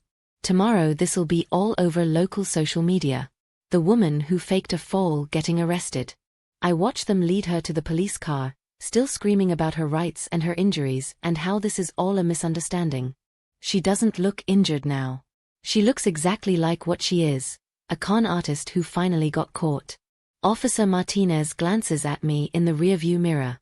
You okay? I nod, even though I'm not sure that's true. Watching Greta get arrested should feel satisfying. Victorious. Instead, it just feels sad. Sad that people like her exist. Sad that I fell for her act. Sad that this is what my marriage has become. Police cars and handcuffs and screaming in the street. We pull away from Greta's house and head toward mine. Toward Brock. The sun is starting to rise. Pink and orange streaking across the sky like the world doesn't know my life is exploding. We park in front of my house. The house I bought with my own money, the house Brock tried to steal. More police cars. More officers. Detective Vance approaches our vehicle. Mrs. Hendricks, your husband is still inside. We're about to execute the warrant. Are you sure you want to watch this? Am I sure? No. But I need to see it anyway. Need to watch the moment he realizes his life is over. I'm sure. Detective Vance nods and walks back to the team. They approach my front door. The door I walked through 10,000 times as a wife, never knowing I was married to a criminal. The knock is loud. Official. The door opens, and there's Brock in sweatpants and a t-shirt, hair messy from sleep, looking annoyed at being woken up early. Brock Hendricks. Detective Vance holds up her badge. I have a warrant for your arrest. And I watch my husband's face as understanding dawns. Watch his eyes go wide. Watch him look past the officers to the street, where he sees the unmarked car I'm sitting in. Our eyes meet across the distance. And in that moment he knows. Knows that I found out. Knows that I gathered evidence. Knows that his soft, trusting wife wasn't as naive as he thought. His face twists with rage. Pure, undiluted fury. He lunges forward, trying to push past the officers, screaming my name. Roxanne. You did this. You lying. But 4 officers tackle him to the ground. He's still screaming, fighting, calling me names I've never heard him use before. This is the real Brock. Not the charming husband. Not the concerned son. This is the monster that was hiding behind the mask. They cuff him and drag him toward a police car. He's still screaming. Still threatening. This isn't over. You hear me, Roxanne? This isn't over. You'll regret this. But they shove him into the car and slam the door, cutting off his threats. I sit in the back of Officer Martinez's sedan, watching my husband rage in the back of a police car, and I feel nothing. No satisfaction. No relief. Just empty. Like someone scooped out my insides and left nothing but a shell. Mrs. Hendricks? Officer Martinez's voice is soft. Concerned. Do you need a minute? I shake my head. A minute won't help. A year won't help. Nothing will help except time and distance and maybe therapy. Lots of therapy. Can you take me back to the hotel? My voice sounds flat. Dead. Officer Martinez nods and starts driving. In the rearview mirror, I watch my house disappear. The house where I thought I'd raise children and grow old and build a life. Now it's just a crime scene. Evidence of everything I lost. Are you enjoying this story? If you haven't already, please hit that like button and subscribe so you don't miss what happens next. This journey isn't over yet. The police station is buzzing with activity when I arrive 3 hours later with Quincy. Detective Vance meets us in the lobby, looking tired but satisfied. Both suspects are being processed. Greta's lawyer is already here, some hotshot from downtown. Brock's asking for a public defender. A public defender. Because he's spent all his money, my money, and has nothing left. The poetry of it almost makes me smile. Almost. Can I see the interview? I don't know why I'm asking. Don't know what I'll gain from watching them lie to detectives. But I need to see it. Need to understand who these people really are without their masks. Detective Vance exchanges a look with Quincy. He shrugs. It's her right. She's the victim. Victim. That word again. I hate it. Hate what it implies about me. That I'm weak. Helpless. Someone things happen to. Detective Vance leads us to a small room with monitors showing the interview rooms. Greta is in one, sitting straight-backed and defiant. Her lawyer is a man in an expensive suit who keeps checking his phone. My client maintains her innocence. The fall was genuine. If you have footage suggesting otherwise, I'll need to see it to verify its authenticity. His tone suggests he doesn't believe there's any real evidence. He's about to be very disappointed. Detective Vance pulls up the security footage on a laptop. The lawyer watches, his confidence draining with each second. You can see the exact moment he realizes his client is guilty. His shoulders slump. His expression goes from aggressive to defeated. I'll need to consult with my client privately. Translation: I need to convince her to take a plea deal because this is unwinnable. Greta is still maintaining her innocence, still insisting the fall was real, still playing the victim even with video proof of her crime. In the other interview room, Brock looks smaller. Scared. He's not raging anymore. He's trying his old tricks, the charm, the vulnerability, the puppy dog eyes that used to make me forgive anything. Look, I know how this looks. But you have to understand, I was in a bad situation. Gambling debts. Dangerous people. I had no choice. Detective Harris, the officer interviewing him, isn't buying it. So you stole from your wife? Forged her signature on loan documents? Took out a life insurance policy on her? Detective Harris slides a document across the table. Tell me about this policy, Mr. Hendricks. $300,000. That's a lot of money for someone with gambling debts. Brock's face pales. That was just. We were planning for the future. In case something happened to her. She works in an ER. It's dangerous. Dangerous. Detective Harris leans back. What's interesting is you took this policy out right around the time money started disappearing faster from your joint accounts. Right around the time your mother started making comments about your wife's valuable home. Right around the time you and your mother were caught on camera discussing a fraudulent lawsuit. Brock's lawyer, a young woman who looks fresh out of law school, puts her hand on his arm. Don't say anything else. But Brock keeps talking. He always does. That's his problem. He thinks he can charm his way out of anything. My mother acted alone on that fall. I had no idea she was going to do that. Yes, we discussed finances. She's my mother. But I never told her to fake an injury. The lies come so easily to him. So naturally. I wonder if he's been lying his whole life or if I just brought it out in him. If I was so desperate to be loved that I created the perfect mark. Detective Harris shows him more footage. Brock and Greta in my kitchen, planning the fall. Discussing how to split the settlement money. Laughing about how trusting I am. With each clip, Brock's defense crumbles a little more. His lawyer is frantically taking notes, probably calculating how bad this is going to be. Mr. Hendricks, we also have financial forensics showing systematic theft over 7 years. $217,000 stolen from your wife using forged documents and identity fraud. How do you explain that? I don't. Brock looks at his lawyer helplessly. She whispers something to him, but he ignores her. Look, Roxanne and I had an arrangement. She knew I was handling the finances. She gave me permission to. Detective Harris cuts him off. Permission to forge her signature? Permission to open credit cards in her name? Permission to take out loans against her house? Each question is a nail in his coffin. I watch my husband realize he's going to prison. Watch the moment it truly sinks in that this isn't something he can talk his way out of. His face crumples. He starts crying. Real tears this time, not the manufactured ones he used to use on me. I didn't mean for it to go this far. It started small, just a little money here and there. Then Mom got involved and it snowballed. I love Roxanne. I never wanted to hurt her. Love. He throws that word around like it means something.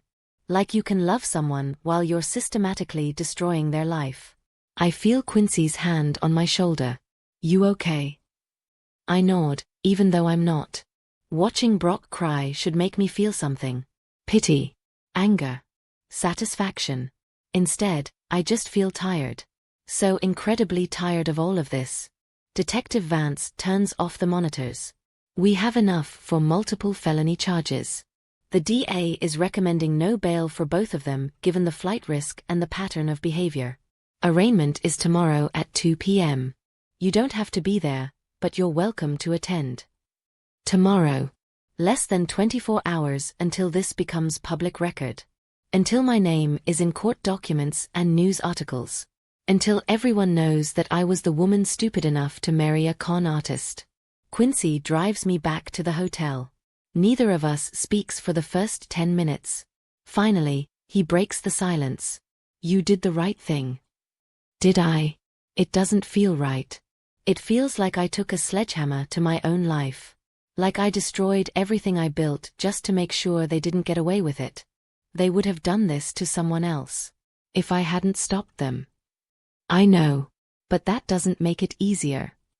Quincy pulls into the hotel parking lot. You want me to stay? I can sleep on the floor. Order pizza. Watch bad movies like we did when we were kids. The offer is so kind it makes my throat tight. But I shake my head. I need to be alone for a while. Process everything. He looks worried but doesn't argue. Call me if you need anything. Anything at all. I'm 20 minutes away. The hotel room feels different now. Emptier. I order room service, soup that I don't eat, and sit by the window watching the city. Somewhere out there, Brock is in a holding cell. Greta is probably still insisting she's innocent. Their lawyers are figuring out how to minimize the damage. And I'm here, the woman who brought them both down, feeling nothing like a victor. My phone rings. Unknown number. I almost don't answer, but something makes me pick up. Mrs. Hendricks? This is Alice Brennan. I'm a reporter with the Port Richmond Tribune. I'd love to talk to you about. I hang up before she finishes. The reporters have already found me. Tomorrow it'll be worse. After the arraignment. After the story breaks wide. I'll be everywhere. The wife who didn't know. The victim. The cautionary tale. I turn my phone off and lie in bed fully clothed. Stare at the ceiling. Think about the woman I was a month ago. She seems like a stranger now. Someone naive and trusting who believed in fairy tales. I don't know who I am without that belief. Don't know how to be a person who assumes everyone is lying. Who checks cameras and financial records. Who can't take anyone at their word because the people closest to her were predators. Sleep comes in fits and starts. I dream about the wedding. About Brock's vows. I promise to love and cherish you. To be faithful in good times and bad. The dream Brock looks sincere. Loving. Real. Then his face melts away and there's just a blank mask underneath. I wake up gasping, covered in sweat. The hotel room is dark. It's 3 a.m. I've slept for maybe 90 minutes. I spend the rest of the night reading through old text messages between me and Brock. Looking for clues I missed. Working late, don't wait up. Translation, meeting with mom to count stolen money. You're so amazing, babe, don't know what I'd do without you. Translation, don't know what I'd do without your paycheck. Love you more every day. Translation, love your bank account more every day. Every sweet message is recontextualized now. Every I love you becomes evidence of manipulation. Morning comes slowly. I shower and dress and head to the courthouse with Quincy. There are already reporters outside. 3 cameras. A dozen journalists with microphones. They swarm us as we try to enter. Mrs. Hendricks, how do you feel about your husband's arrest? Did you have any idea what was happening? Do you think he deserves prison? The questions come fast and overlapping. Quincy shields me with his body as we push through. The courtroom is old and wood-paneled and smells like floor polish. We sit in the back. I'm wearing sunglasses even though we're inside because I can't handle people seeing my face. Can't handle the pity or the judgment or whatever expression they'll have when they look at the woman who was conned by her own husband. The bailiff calls order. The judge enters. Then they bring in Brock and Greta. They're both in orange jumpsuits. Handcuffed. Looking small and defeated under the fluorescent lights. Greta's lawyer starts arguing for reasonable bail. Your Honor, my client is 72 years old with no prior criminal record. She's not a flight risk. She has deep ties to this community. The DA stands. Her name is Patricia Knowles, and she's got a reputation for being tough on fraud cases. Your Honor, the defendant has a pattern of suspicious insurance claims going back 40 years. 3 previous husbands died under questionable circumstances, each resulting in substantial financial payouts. We're also investigating potential homicide charges. Given the severity of the charges and the defendant's history, the state requests remand without bail. The judge reviews documents. Adjusts his glasses. Bail is denied. Ms. Hendricks will remain in custody pending trial. Greta's face crumples. She starts crying, real tears this time, not the performance tears. Her lawyer tries to comfort her, but she's inconsolable. Brock's arraignment is next. His public defender argues for minimal bail. Your Honor, Mr. Hendricks has no prior record. He's willing to surrender his passport. He's not a danger to the community. DA Knowles stands again. Your Honor, the defendant participated in a conspiracy to defraud his wife of over $200,000. He forged her signature on multiple legal documents. He took out a life insurance policy on her shortly before his mother staged a fall in her home. The state believes this was part of a larger plan that could have resulted in serious harm to the victim. We request remand without bail. The judge looks at Brock with something like disgust. Bail is denied. Mr. Hendricks will remain in custody pending trial. Brock's head drops. His shoulders shake with sobs. The bailiff leads them both away. Greta looks back at me as she's leaving. Our eyes meet across the courtroom. There's no remorse in her face. Just pure hatred. She mouths something I can't make out. Something that looks like, "This isn't over." A chill runs down my spine. Outside the courthouse, reporters are waiting. This time I don't hide. I stand at the microphone Quincy helped set up and read from a prepared statement. My name is Roxanne Dalton Hendricks. For 7 years, I was married to Brock Hendricks. During that time, he and his mother systematically defrauded me of my life savings, my security, and my trust. I'm speaking publicly because I want other victims to know it's not your fault. These people are professionals. They're convincing. And if you've been targeted by someone like them, please come forward. Don't be ashamed. Be angry. and get justice. The questions start immediately. How did you discover what they were doing? Do you think your husband was planning to kill you? What's next for you? I don't answer any of them. Just walk away with Quincy, leaving the reporters shouting behind us. My statement will be on the news tonight. Tomorrow, I'll be a headline. But at least I told my truth. At least I'm not letting them control the narrative. Back at the hotel, I finally check my phone. 43 missed calls. Texts from coworkers, friends I haven't talked to in years, my supervisor at the hospital. Everyone wants to know if I'm okay. If the news stories are true. If I need anything. I don't respond to any of them. Don't know what to say. How do you explain that your entire marriage was a lie? That the person you shared a bed with was planning your destruction? Quincy orders Chinese food. We eat in silence, watching the news coverage. My face is on TV. The courthouse steps. My statement. Then Brock and Greta being led away in handcuffs. The reporter calls it a shocking case of family betrayal and possible murder. They show my house. Interview neighbors who say they always thought something was off about that family. People who never said anything when it could have helped. You did good today. Quincy's voice breaks through my thoughts. Standing up there. Making a statement. A lot of people wouldn't have had the courage. Courage. It didn't feel like courage. It felt like survival. Like clawing my way out of a pit they dug for me. But I nod anyway because Quincy needs to believe I'm strong. Needs to believe his little sister is going to be okay. But the truth is, I don't know if I'll ever be okay again. Don't know if you can come back from this kind of betrayal. Don't know if I'll ever trust anyone enough to let them close. Brock and Greta didn't just steal my money. They stole my ability to believe in people. To believe in love. To believe that when someone says, I promise, they mean it. And that might be the worst theft of all. The preliminary hearing is 3 weeks later.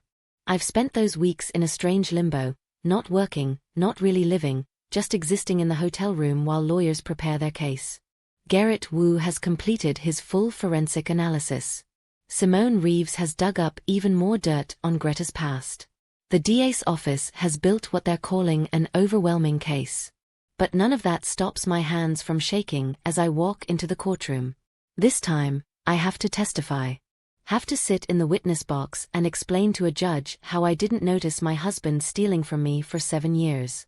How I missed the signs. How I was, in the prosecutor's words, an ideal victim, successful, isolated, trusting. The words are supposed to be supportive, but they feel like accusations.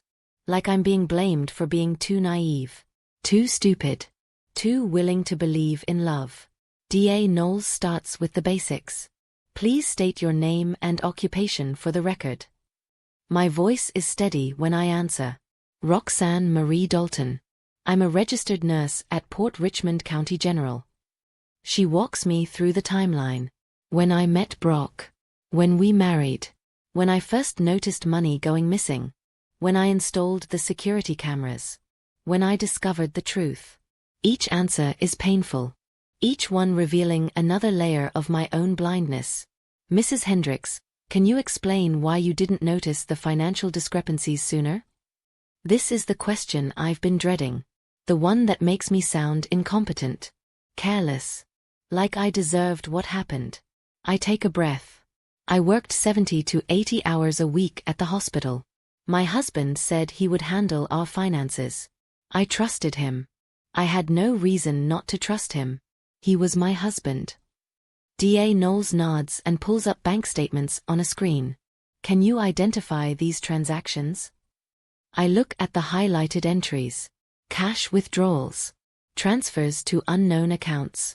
Credit card payments for cards I didn't know existed. I never made those transactions. I never authorized them.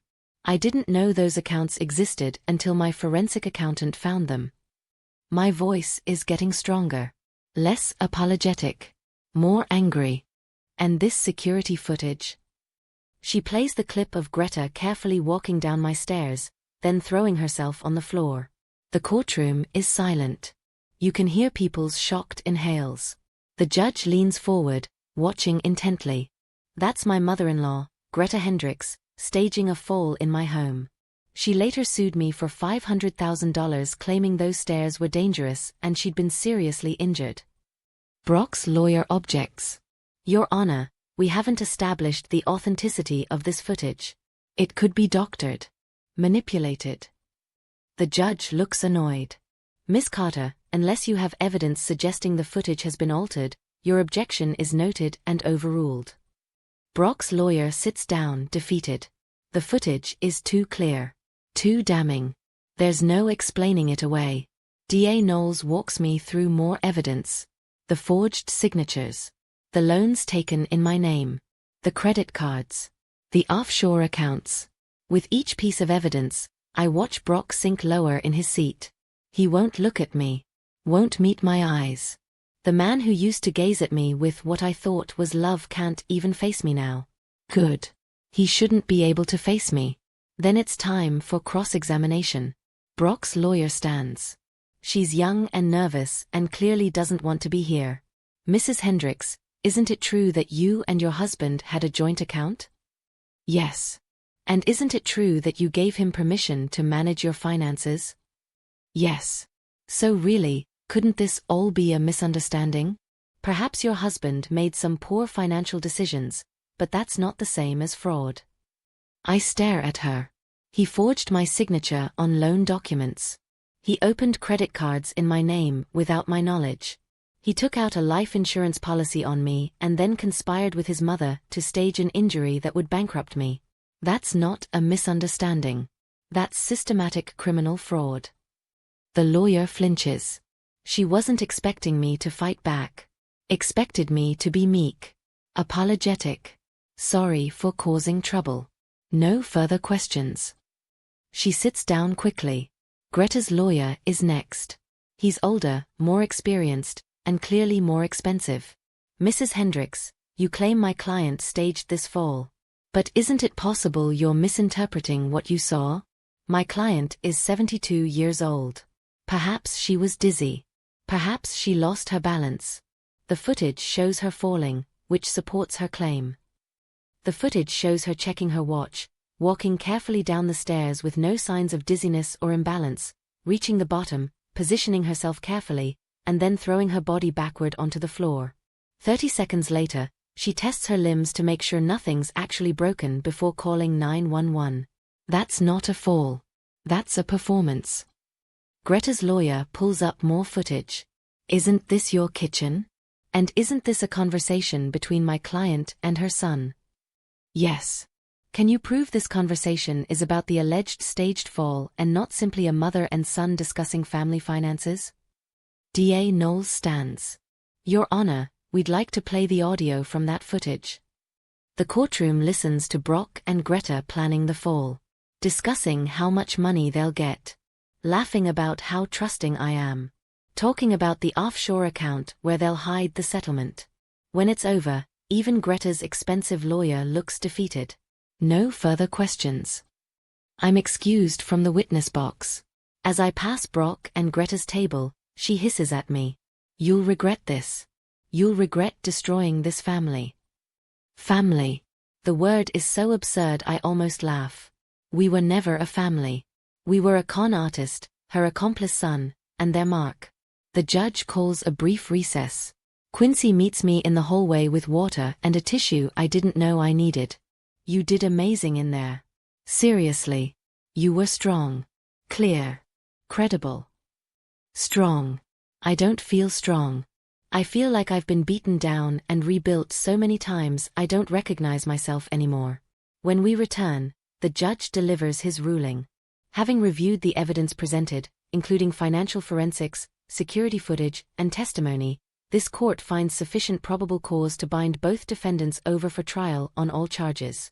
Bail continues to be denied. The gavel comes down. Brock's shoulders shake with sobs. Greta sits stone-faced, staring straight ahead. They're led away in handcuffs. This time, neither looks back at me.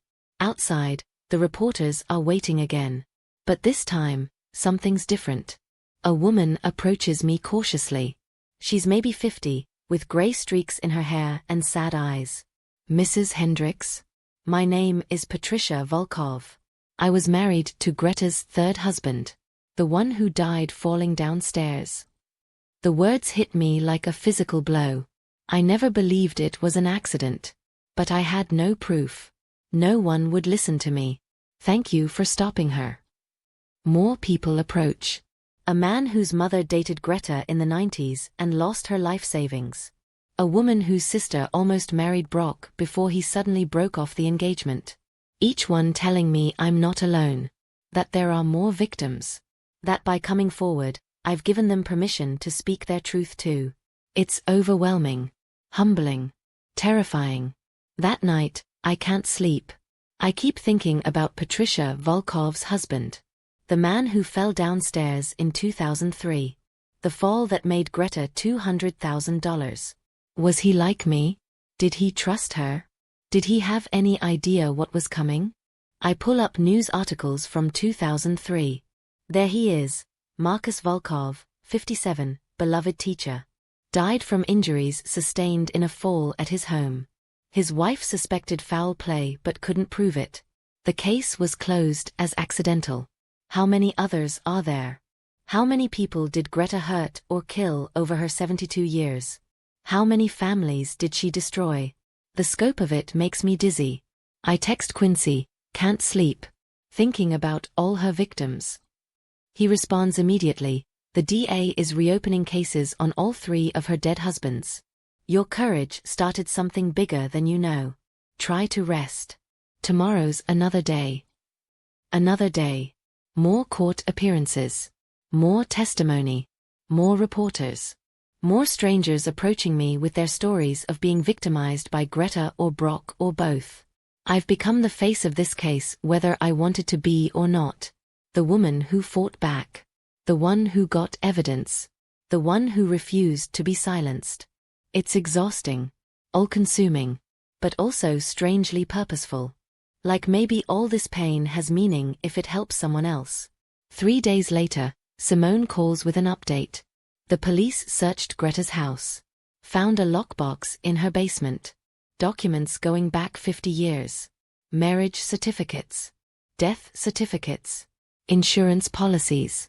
She kept records of everything, like trophies. My stomach turns. Everything.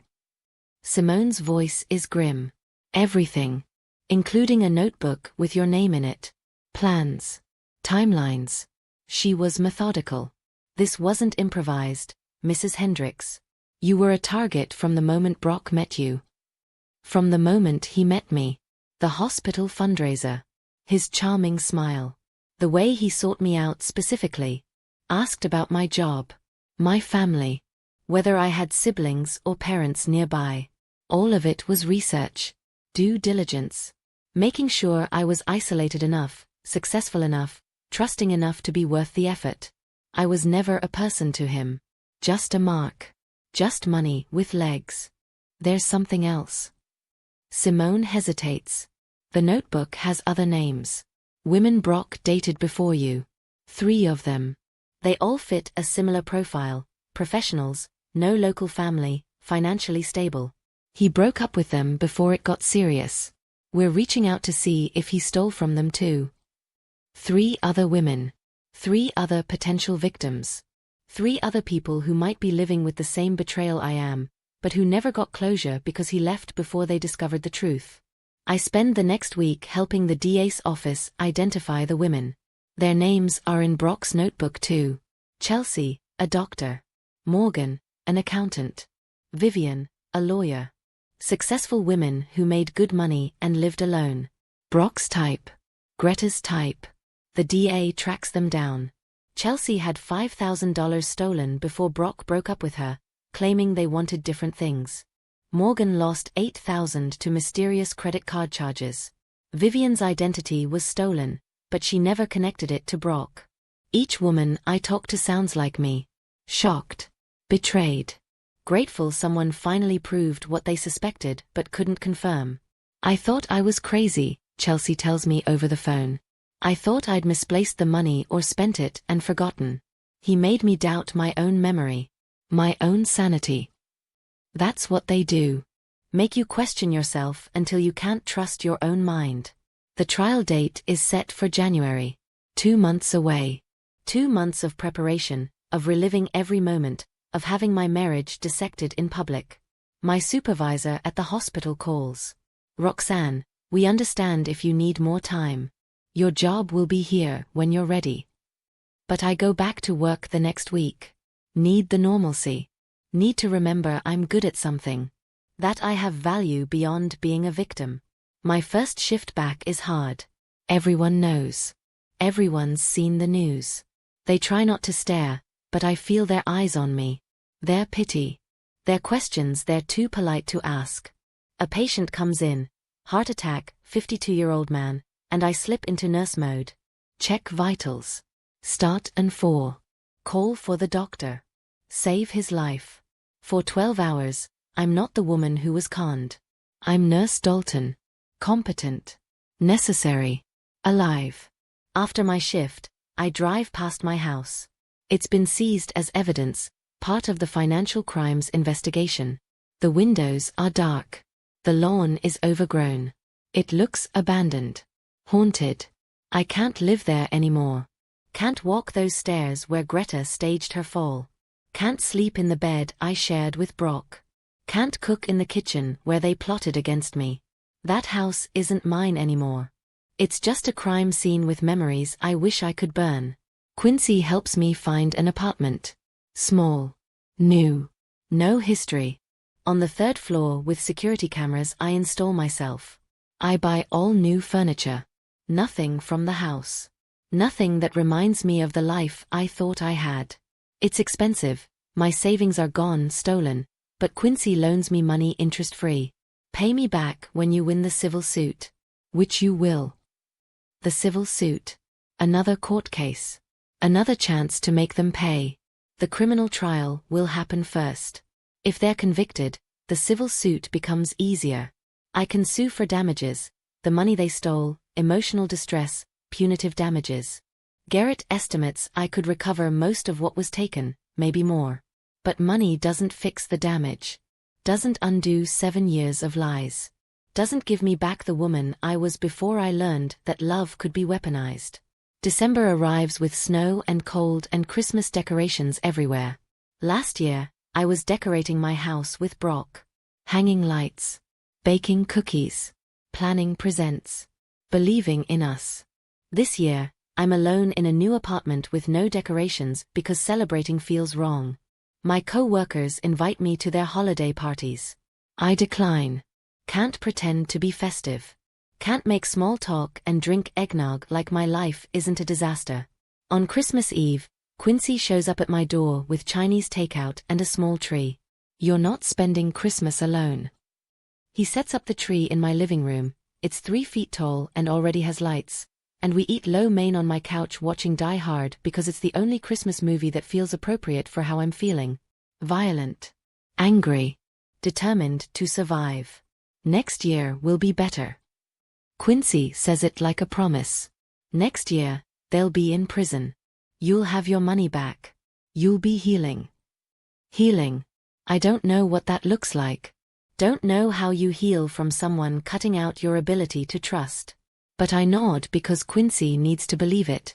Needs to believe his sister will be okay eventually. The trial starts January 8th. I spend New Year's Eve reviewing my testimony with DA Knowles. While other people are celebrating, I'm preparing to relive the worst period of my life in front of a jury. You'll do great, DA Knowles assures me. You're a strong witness. Credible. Sympathetic without being weak. The jury will believe you. Sympathetic without being weak. Is that what I am now? A careful balance of victim and survivor. The night before the trial, I can't eat. Can't sleep. Just pace my apartment running through everything that could go wrong. What if the jury doesn't believe me? What if Brock's charm works on them the way it worked on me? What if Greta's lawyer convinces them she's just a confused old woman? What if I've put myself through all this for nothing? The what-ifs are endless. Suffocating. At 3 a.m., I give up on sleep and take a shower. Get dressed in the outfit Quincy helped me pick. Professional but not cold, put together but not trying too hard. Navy suit. Simple jewelry. Hair pulled back. The armor of a woman who's been to hell and refuses to stay there. I look at myself in the mirror and barely recognize the person staring back. She's harder than the woman who got married 7 years ago.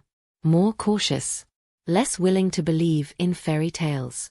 But she's also stronger. She's someone who gathered evidence and fought back and refused to let predators win. She's someone who stands up in court and tells the truth even when it's humiliating.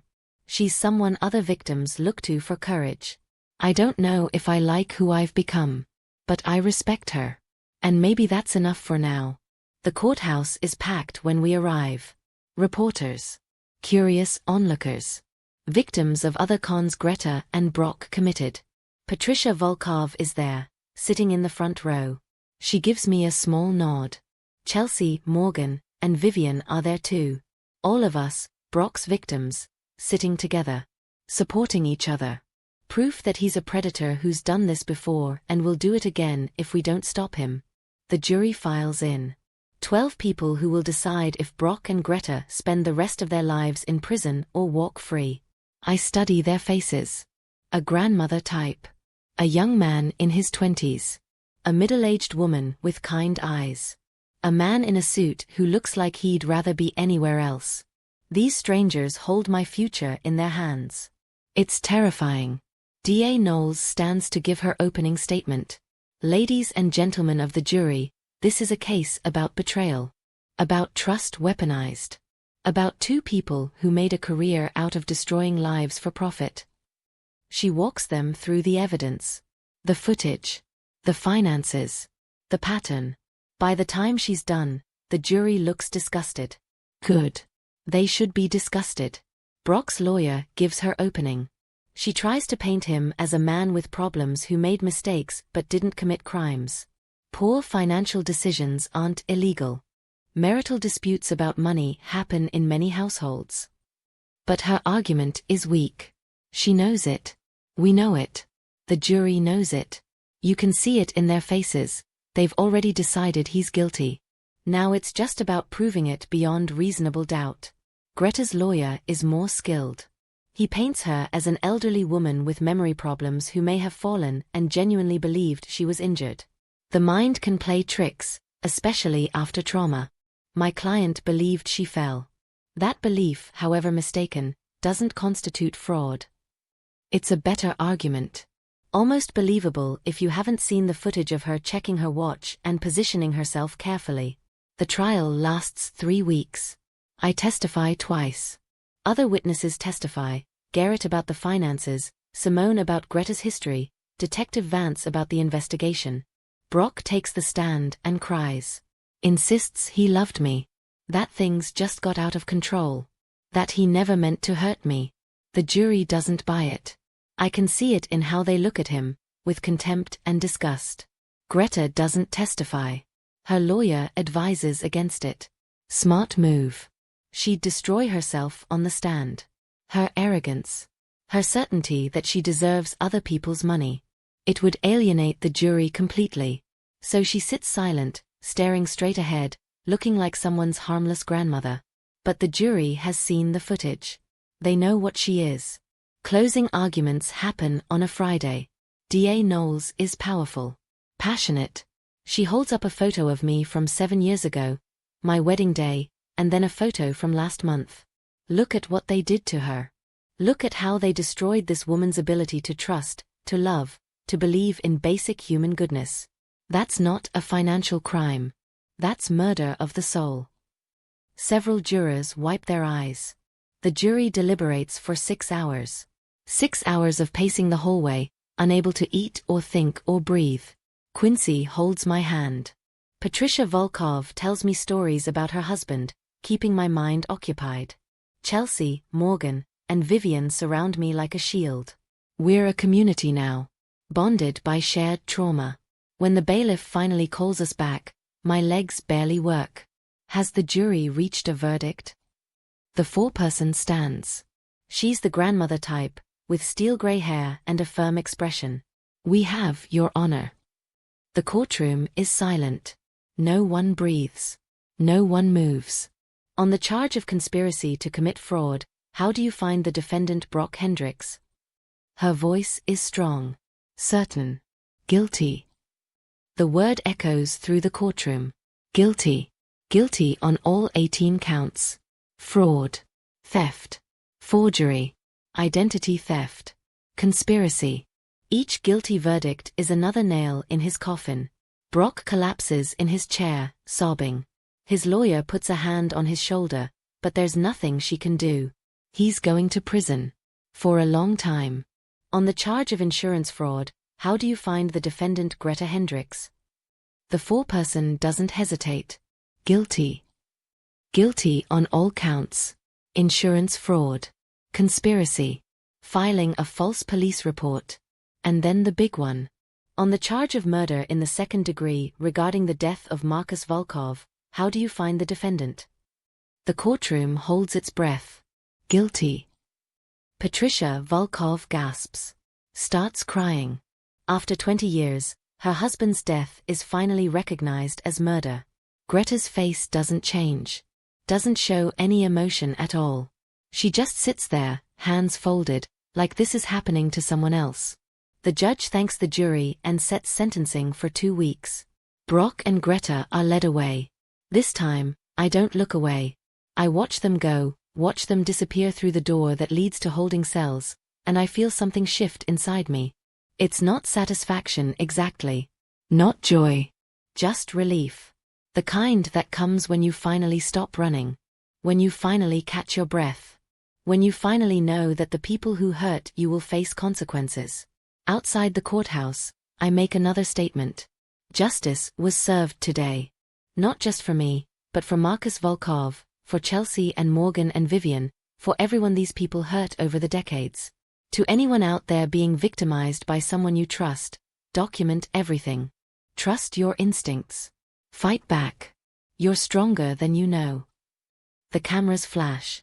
The reporters shout questions. But I don't answer. Just walk away with Quincy and my community of survivors. We go to a diner and order breakfast even though it's 6 p.m. Celebrate in our own quiet way. No champagne. No dancing. Just the deep, bone-tired relief of people who've been at war and finally found peace. Sentencing day arrives 2 weeks later. The courtroom is packed again. Patricia Volkov brought her children, Marcus's children, who want to see their father's killer sentenced. Chelsea, Morgan, and Vivian are here. My co-workers from the hospital. Even some patients I've treated over the years who read about the case and wanted to show support. The room is full of people Brock and Greta underestimated. People who refused to let them win. The judge enters, and we all stand. She's a woman in her 60s with sharp eyes that miss nothing. She's read every document. Watched every piece of evidence. Heard every testimony. Now she'll decide how long Brock and Greta spend in prison. Brock is brought in first. He's lost weight. Looks smaller in his orange jumpsuit. His eyes are hollow. Defeated. His lawyer makes a final plea for leniency. Your Honor, my client takes full responsibility for his actions. He's deeply remorseful. He asks the court for mercy. The judge looks at Brock. Mr. Hendricks, do you have anything to say before I pronounce sentence? Brock stands. His voice is shaky. I'm sorry. To Roxanne, to everyone I hurt. I was weak. I made terrible choices. I'll regret them for the rest of my life. Sorry. The word is too small for what he did. Too insignificant. But I don't react. Just sit quietly, waiting for justice. The judge reviews her notes. Mr. Hendricks, you systematically defrauded your wife of over $200,000. You forged legal documents. You destroyed her credit. You took out a life insurance policy on her and conspired with your mother to stage an injury that would have bankrupted her. These weren't mistakes. This was calculated, prolonged abuse. She pauses, letting the words sink in. On the count of conspiracy to commit fraud, I sentence you to 8 years in state prison. On the count of identity theft, 5 years to run consecutively. On the counts of forgery, 3 years each, to run concurrently. Total sentence, 13 years. 13 years. Brock will be in his 50s when he gets out. His face crumples. He tries to speak, but no words come out. Just sobs. Broken, helpless sobs. Greta is brought in next. She still has that blank expression. That refusal to acknowledge reality. Her expensive lawyer makes an impassioned plea about her age, her health, her supposed confusion. The judge isn't buying it. Miss Hendricks, do you have anything to say? Greta stands slowly. When she speaks, her voice is cold. I maintain my innocence. This is a miscarriage of justice. The judge's expression hardens. Miss Hendricks, the evidence against you is overwhelming. Security footage shows you staging a fall. Financial records show you receiving stolen funds. And most damning, forensic evidence and witness testimony prove you murdered Markus Volkov by pushing him down a flight of stairs and then suing his estate for $200,000. You've spent 50 years destroying lives for profit. She leans forward. On the count of murder in the second degree, I sentence you to 25 years to life in state prison. On the count of insurance fraud, 10 years to run consecutively. On the additional counts of conspiracy and fraud, 5 years each, to run concurrently. Total minimum sentence, 35 years. 35 years. Greta is 72. She'll die in prison. The reality of it finally breaks through her composure. Her face twists with rage. This is wrong.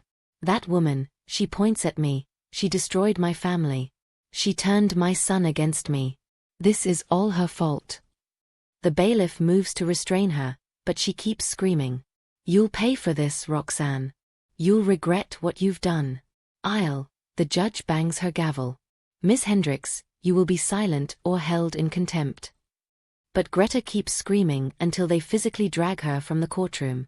The room is silent after she's gone. Then Patricia Volkov starts clapping. Slow at first, then faster. Others join in. Soon the entire courtroom is applauding. Applauding justice. Applauding the end of Greta's 50-year crime spree. Applauding the fact that she'll never hurt anyone again. I sit there, tears streaming down my face, feeling something I haven't felt in months. Hope. Outside, I give my final statement to the press. Today, justice was served. Brock Hendricks will spend 13 years in prison. Greta Hendricks will spend the rest of her life there. They can't hurt anyone else. To everyone who supported me through this, my brother Quincy, the investigators, the prosecutors, the other victims who came forward, thank you. You gave me the strength to fight back. I pause, looking directly into the cameras. And to anyone watching who's being victimized by someone they trust, you're not alone. You're not crazy. Document everything. Trust your instincts. Fight back. Because people like Brock and Greta count on you being too ashamed or too afraid to come forward. Prove them wrong. Be brave. Get justice. You deserve it. The reporters ask their questions, but I'm done talking. Done reliving this nightmare. Done being the woman defined by what was done to her. Quincy drives me home, to my new apartment, my fresh start. We order pizza and watch stupid comedies and don't talk about the trial or Brock or Greta or any of it. Just exist in the relief of it being over. Around midnight, he asks, "What's next for you?" What's next? I've been so focused on the trial that I haven't thought about after. About rebuilding. About who I am now. I don't know. Go back to work full-time. Maybe therapy. Definitely therapy. We both laugh, but it's not really funny. I need therapy. Need to process 7 years of gaslighting and manipulation. Need to learn how to trust again. How to recognize red flags. How to protect myself without becoming so guarded that I can't connect with anyone. Maybe travel, I add. See places that have nothing to do with this city or this case or them. Quincy nods. That sounds good. You've got the civil suit settlement coming. Once that's done, you'll have your money back. Plus damages. You could go anywhere. Do anything. Anywhere. Anything. The possibilities feel overwhelming and exciting in equal measure. For 7 years, my life was dictated by Brock's needs, Greta's schemes, the demands of being married to someone actively destroying me. Now I get to decide. Just me. The civil suit settles 3 months later. Brock and Greta's assets are seized and liquidated. The house Greta bought with blood money. Brock's offshore accounts. Everything they stole from me and others. I get back $217,000 plus punitive damages of another $300,000. It's more than they took. More than I expected. The money doesn't fix what they broke, but it helps. It's acknowledgement. Validation. Proof that what they did was wrong. I pay Quincy back his loan. Pay off the credit cards Brock opened in my name. Start rebuilding my credit. Put money in savings. And then I buy a plane ticket to Ireland. Always wanted to go. Never could because Brock claimed we couldn't afford it, while he was stealing thousands. I take 3 weeks off work and just wander. Visit castles. Drink in pubs. Talk to strangers who don't know my story. Be anonymous. Be free. When I come back, I start therapy. Dr. Ramona Chun is in her 40s with warm eyes and endless patience. She doesn't judge when I talk about missing Brock sometimes. Missing the man I thought he was. She explains that's normal. That grieving a relationship that wasn't real is still grief. That healing isn't linear. Some days I'm angry. Some days I'm sad. Some days I'm okay. She tells me that's all part of the process. 6 months after the sentencing, I get a letter. It's from Brock. Forwarded through my lawyer because I've blocked all direct contact. I almost throw it away unread. But curiosity wins. I open it carefully, like it might explode. His handwriting is familiar. All those love notes he used to leave me. Good morning, beautiful. Can't wait to see you tonight. All lies, but I believed them. The letter says he's sorry. Claims prison has changed him. That he sees now how wrong he was. That he wishes he could take it all back. That he understands if I never forgive him but hopes someday I'll remember the good times too. The good times. As if those weren't all part of the con. As if any moment we shared was real. I read the letter twice, then put it through my shredder. Watch his words become confetti. It's cathartic. I don't write back. Don't give him the satisfaction of a response. He doesn't deserve my words. Doesn't deserve to know how I'm doing or whether I forgive him. He gets nothing from me. Not my money, not my energy, not my forgiveness. Nothing. That silence is its own kind of justice. A year after the trial, I'm promoted at the hospital. Nurse manager. More responsibility, better pay, respect from colleagues who saw me survive and come back stronger. I start dating again. Cautiously.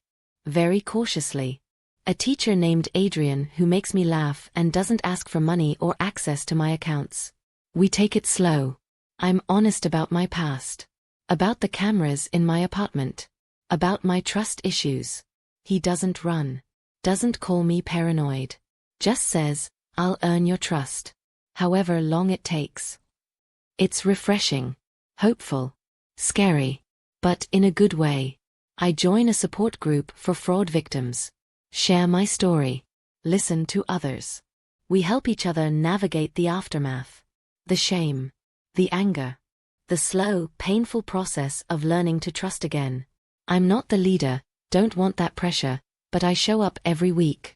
Offer what I can. Sometimes that's advice. Sometimes it's just witnessing.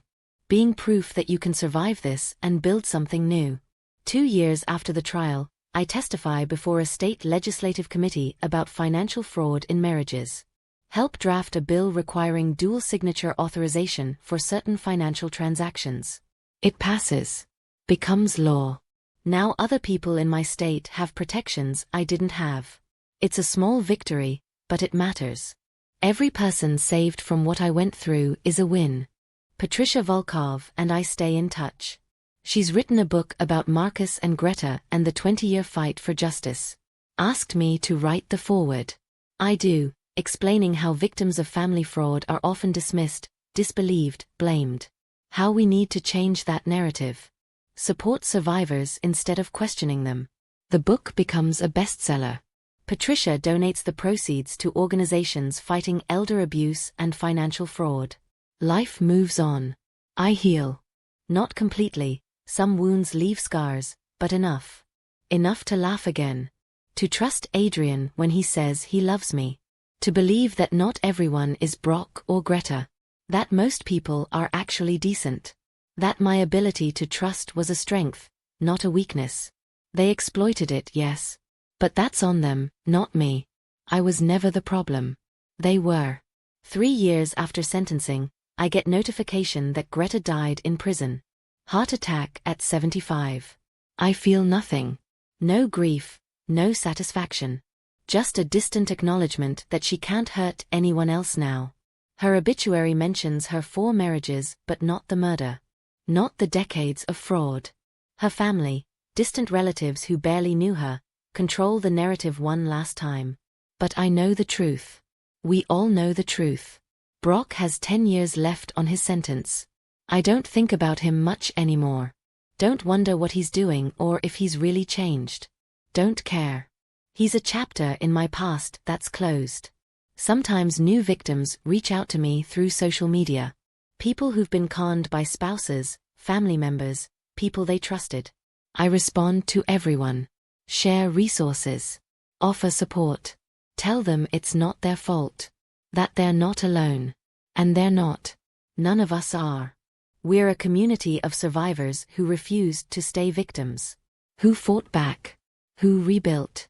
Who proved that trust isn't weakness and love isn't foolishness and hope isn't naive. We proved that even when people try to destroy you, you can rise. You can heal. You can find justice and peace and maybe even happiness again. That's my story. Not the story of a victim, but the story of a survivor. Of a woman who was betrayed by the people closest to her and decided to fight instead of fold. Who gathered evidence and faced her abusers in court and won. Who helped change laws and write books and support others walking the same painful path. I'm not the same person I was before Brock. I'm harder, yes. More cautious. Less willing to ignore red flags. But I'm also stronger. Clearer about my boundaries. More connected to my instincts. And maybe that's the real victory. Not the prison sentences or the money recovered. But the fact that I'm still here. Still standing. Still believing that tomorrow can be better than today. Still willing to try. 5 years after the trial, I'm standing in the backyard of my new house. Not the one I bought before I met Brock, that one sold, too full of ghosts. This house is smaller, cozier, mine in a way the old one never was. Adrian is grilling burgers. My brother Quincy is arguing with his girlfriend about sports. Patricia Volkov is here with her kids and grandkids. Chelsea, Morgan, and Vivian drove in from different states. We do this once a year now, gather and celebrate survival. Speech. Chelsea calls out, raising her glass of wine. Everyone turns to me. I wasn't planning to say anything, but looking at these faces, people who understand what it's like to be betrayed and fight back, I feel words forming. 5 years ago, I thought my life was over. Thought I'd never trust anyone again. Never be happy. Never feel safe. I pause, emotion catching in my throat. But I was wrong. Because of all of you, I gesture around the circle. I learned that surviving isn't the same as living. That healing is possible even when it seems impossible. That community matters. That speaking up matters. That refusing to be silenced matters. Quincy's girlfriend wipes her eyes. Patricia squeezes her grandson's hand. We're not victims anymore. We're warriors. We're the people who said no. Who fought back. Who refused to let predators win. Adrian wraps an arm around my waist, and I lean into him. This man who spent 3 years earning my trust. Who never rushed me. Who installed security cameras with me instead of questioning why I needed them. Who understands that love isn't about grand gestures. It's about consistency, transparency, showing up day after day and proving you're safe. To warriors, he says, raising his glass. To warriors. Everyone echoes. We drink. We eat. We tell stories, some funny, some sad, all true. Markus Volkov's grandson asks me about the trial. He was only 8 when Greta was convicted. Now he's 13 and curious about the grandmother who murdered his grandfather. I tell him the truth. Don't sugarcoat it. Explain that sometimes people we trust hurt us, but that doesn't mean trust itself is bad. It means we have to be smart about who we give it to. Later, after everyone leaves and Adrian is loading the dishwasher, I check my phone. There's an email from a woman in California. Dear Ms. Dalton, my name is Jennifer. My husband recently took out a large life insurance policy on me and his mother has been making strange comments about my house value. I found your story online. I think I might be in trouble. Can you help me? My hands shake reading it. Another Brock. Another Greta. Another woman in danger. I forward the email to Detective Vance, who now runs a task force on domestic financial fraud. Then I respond to Jennifer, document everything. Install hidden cameras. Check your credit reports. Trust your instincts. They're trying to isolate and confuse you. Don't let them. You're not alone. I'm here. I hit send and sit with the weight of it. How many Brocks and Gretas are out there? How many Jennifers? The scale of the problem is overwhelming. But then I remember, I'm just one person. I can't save everyone. But I can help one person. And that one person can help another. And slowly, we build a network. A safety net. A community of people who refuse to let predators operate in silence. My phone rings. It's a producer from a major network. They want to do a documentary about the case. About me and Patricia and the other victims. About how we fought back and won. We want to show people that financial fraud in families is more common than anyone realizes. That victims aren't stupid or weak. That with the right support and resources, people can escape. I think about it.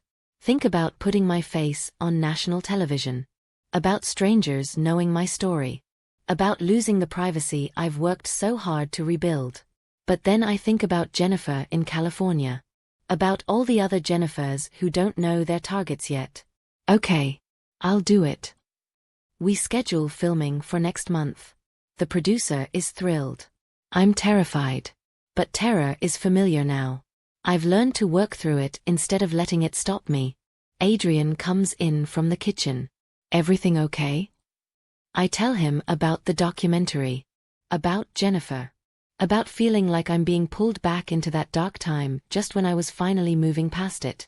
He sits next to me on the couch. You don't have to do this. You've already done enough. More than enough. You put 2 criminals in prison. You helped change laws. You support other victims. You don't owe anyone anything else. He's right. I don't owe anyone anything. But I've learned something important over these 5 years. Helping others heal helps me heal. Every person I support through their own nightmare of betrayal, I process my own a little more. Every Jennifer I help escape becomes proof that my suffering had meaning. I want to do it. Need to do it. Adrian nods. Doesn't argue. Just holds my hand while I email the producer back with dates and details. That night, I dream about the trial. About Greta being sentenced. About Brock crying. About the moment the guilty verdicts were read. But this time in the dream, the courtroom is full of faces I don't recognize. Hundreds of people. Thousands. All of them victims who found justice because I found mine first. All of them free because I refused to stay silent. I wake up with clarity. This documentary isn't about me. It's about everyone who's been where I was. Everyone who's questioning their sanity because someone they love is gaslighting them. Everyone who's too ashamed to admit they're being victimized by family. This is bigger than my comfort. Bigger than my privacy. This is about changing the conversation around domestic fraud and betrayal. The filming takes 3 weeks. They interview me, Quincy, Detective Vance, D.A. Knowles, Garrett Wu, Simone Reeves. They interview Patricia and her children. Chelsea, Morgan, and Vivian share their stories on camera for the first time. Even some jurors agree to be interviewed, explaining why the evidence was so compelling. The producer tells me it's the most powerful footage she's ever captured. People need to see this. Need to understand this happens to smart, successful people. That it's not about being stupid, it's about being human. Being human. That's exactly it. I wasn't stupid for trusting my husband. I was human. I wanted love and family and connection. Brock and Greta exploited that very human need. But they didn't break it. They couldn't. Because even after everything they did, I still believe people are capable of goodness. I still open my heart to Adrian. I still trust my friends. I still believe in love. That's not weakness, that's resilience. The documentary airs 6 months later. Betrayed, the Roxanne Dalton story, becomes one of the network's highest-rated programs. My inbox explodes with messages. Some from other victims thanking me for speaking up. Some from people who recognized the warning signs in their own relationships and got out. Some from law enforcement saying they're using the documentary to train officers on financial fraud cases. The impact is overwhelming. Jennifer from California emails to say she gathered evidence, left her husband, and pressed charges. He's awaiting trial. His mother is under investigation. She says watching the documentary gave her courage. You saved my life. Literally. They were planning something, I know it. Thank you for being brave enough to share your story. I read her email 3 times, tears streaming down my face. This is why I did it. Why I'll keep doing it. Adrian proposes on a random Tuesday. No grand gesture, no fancy restaurant. Just us on the couch watching a movie, and he turns to me and says, I want to spend my life with you. Marry me. I look at this man who's proven himself trustworthy day after day for 4 years. Who knows my history and loves me anyway. Who never asks for access to my bank accounts or questions my security cameras or makes me feel paranoid for being careful. Yes. The word feels both terrifying and right. Marriage terrified me for years after Brock. The idea of legally binding myself to someone, of sharing finances, of being vulnerable again. But Adrian isn't Brock. He's never taken $1 from me without asking. Never made me doubt my memory or my sanity. Never put his needs above my safety. He's earned this. Earned me. We set the date for spring. Small ceremony. Just close friends and family. Patricia offers to officiate. She got ordained online years ago. I'd be honored to marry the woman who got justice for my husband. We write our own vows.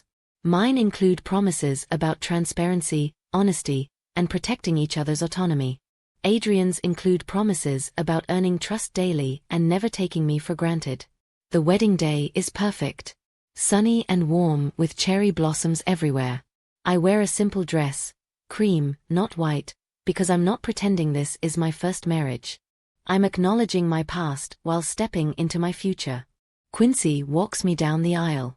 Whispers, I'm so proud of you, Rox. Look how far you've come. I look around at the faces watching me. My community of survivors, my co-workers, my brother, and this man who waited patiently for me to be ready. Patricia's ceremony is beautiful and personal. Roxanne, you've shown us all what it means to survive and thrive. To refuse to let betrayal define you.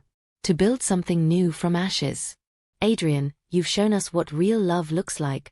Patient, consistent, trustworthy. Together, you're proving that healing is possible. That hope is possible. That love, real love, exists. We exchange rings. Simple bands. No diamonds. I told Adrian I couldn't wear diamonds after Greta stole my grandmother's necklace. He understood immediately, got me a sapphire instead. The reception is casual. Barbecue and dancing and laughter. No speeches about how we're perfect together or soul mates or any of that fairy tale language.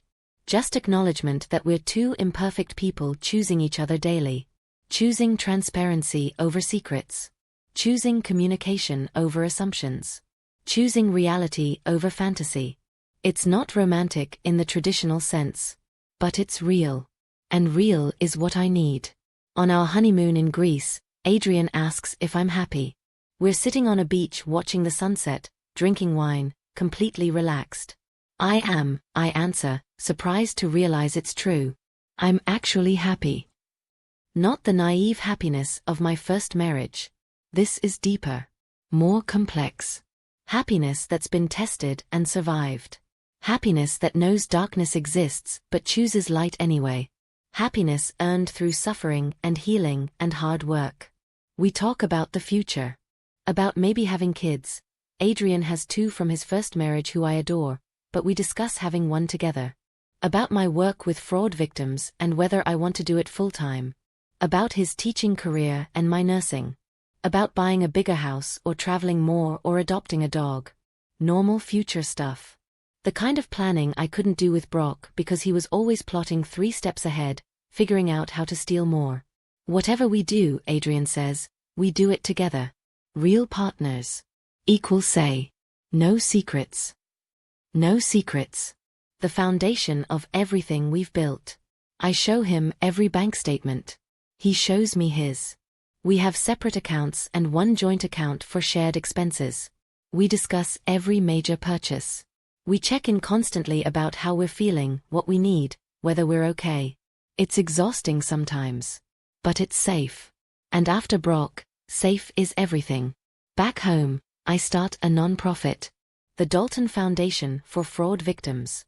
We provide resources, legal referrals, forensic accountants, private investigators, therapists who specialize in betrayal trauma.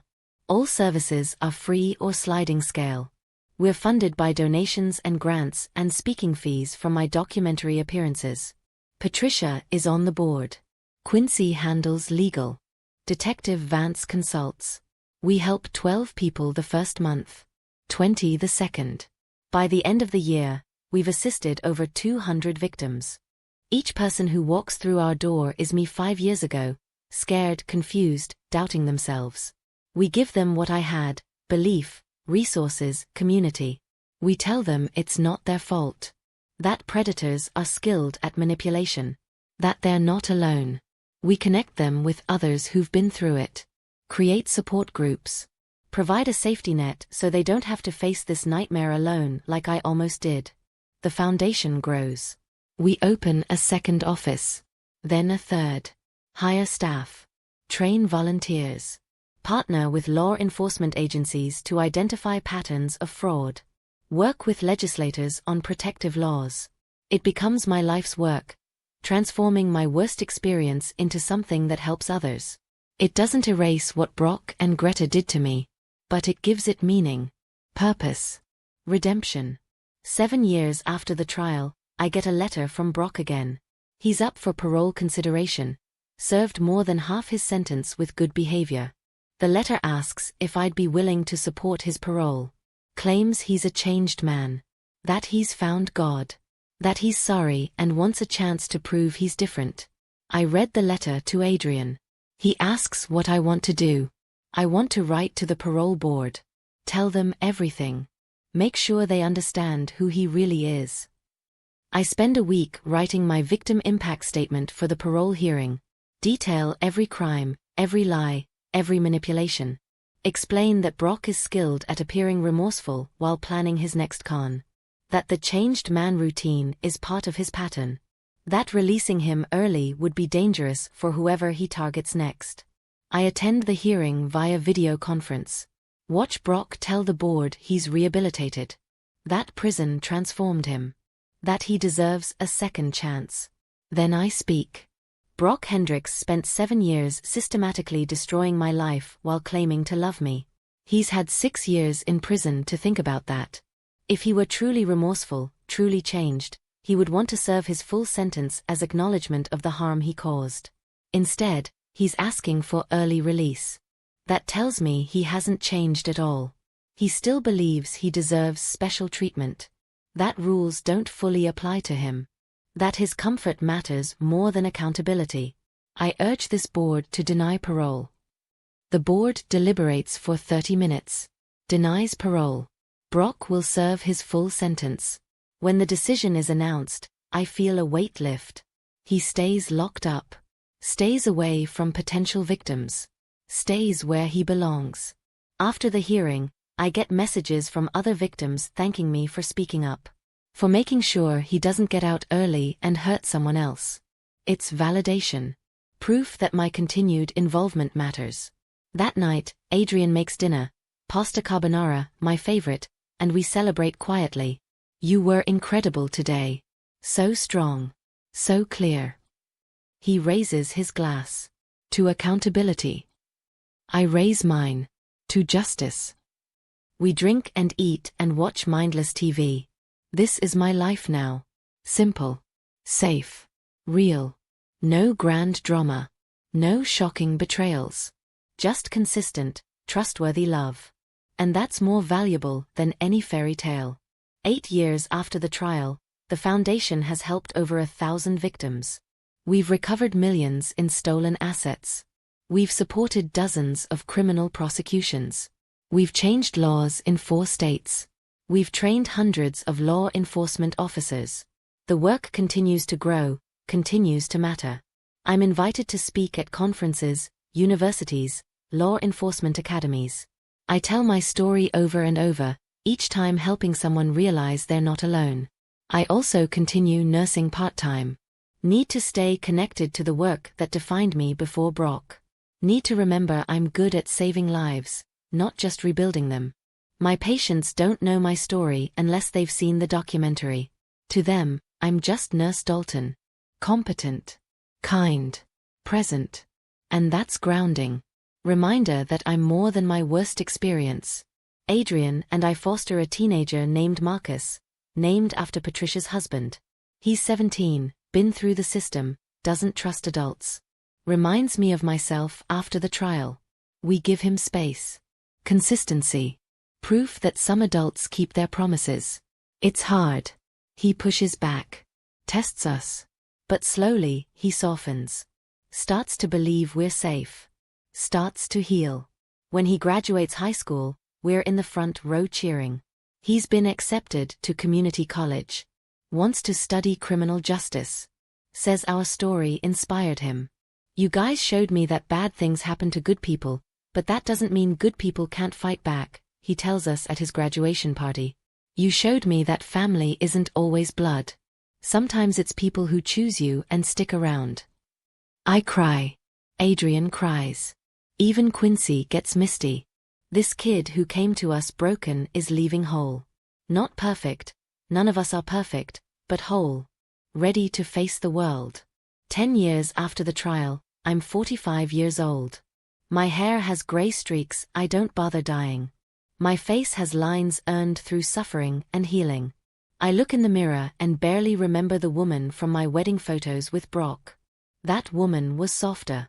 More naive. More willing to ignore warning signs. This woman is harder. Wiser. More cautious.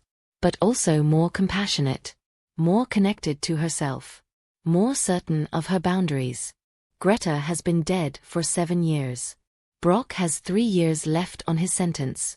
When he's released, he'll be 52 years old with a felony record and no prospects. He'll have to rebuild his life from nothing. Part of me, a small part, hopes he actually has changed. That prison rehabilitated him. That he'll live quietly and harm no one else. But I'm not naive enough to believe it. Predators don't usually change. They just get better at hiding. I don't fear him anymore. Don't fear Greta's memory. Don't fear that anyone will ever do to me what they did. Because I'm not that woman anymore. I'm someone who checks references and backgrounds. Who insists on separate finances and transparency. Who watches for red flags and trusts her instincts. Who knows that love doesn't mean giving up all boundaries. That trust is earned, not automatic. That safety matters more than romance. The foundation continues growing. We've expanded nationwide. Helped thousands of victims. Changed dozens of laws. Trained thousands of professionals. Created a movement around recognizing and preventing domestic financial fraud. My story, our story, has become a catalyst for change. Every Jennifer we save, every con artist we help prosecute, every law we help pass is proof that speaking up mattered. That fighting back mattered. That surviving wasn't enough. Thriving was the goal. On the 10-year anniversary of Brock and Greta's sentencing, we hold a gala fundraiser. 500 people attend. Victims I've helped. Law enforcement partners. Legislators. Donors. Media. We raise $3 million in one night. Enough to expand our services, open more offices, help more people. Patricia gives a speech about Marcus.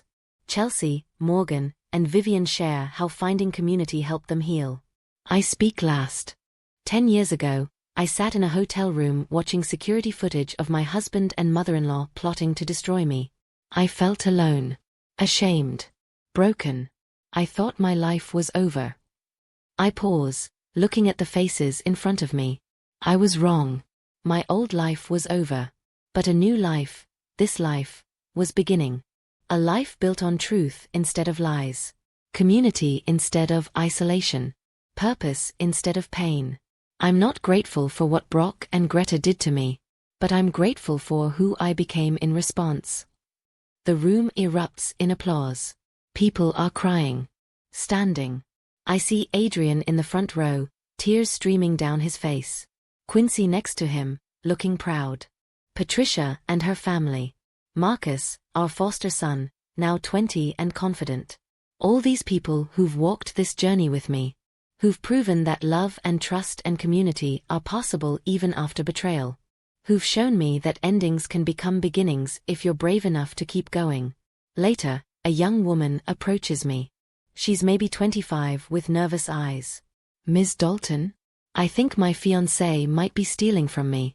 I found some things that don't add up. I'm scared. I take her hands.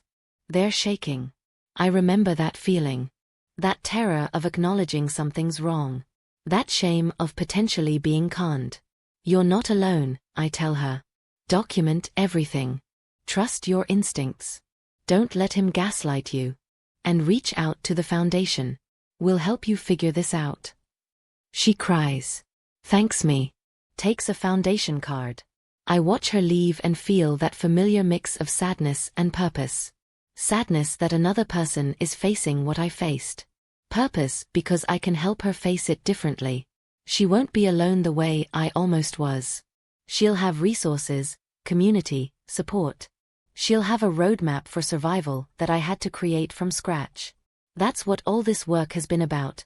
Making sure no one has to face this nightmare alone.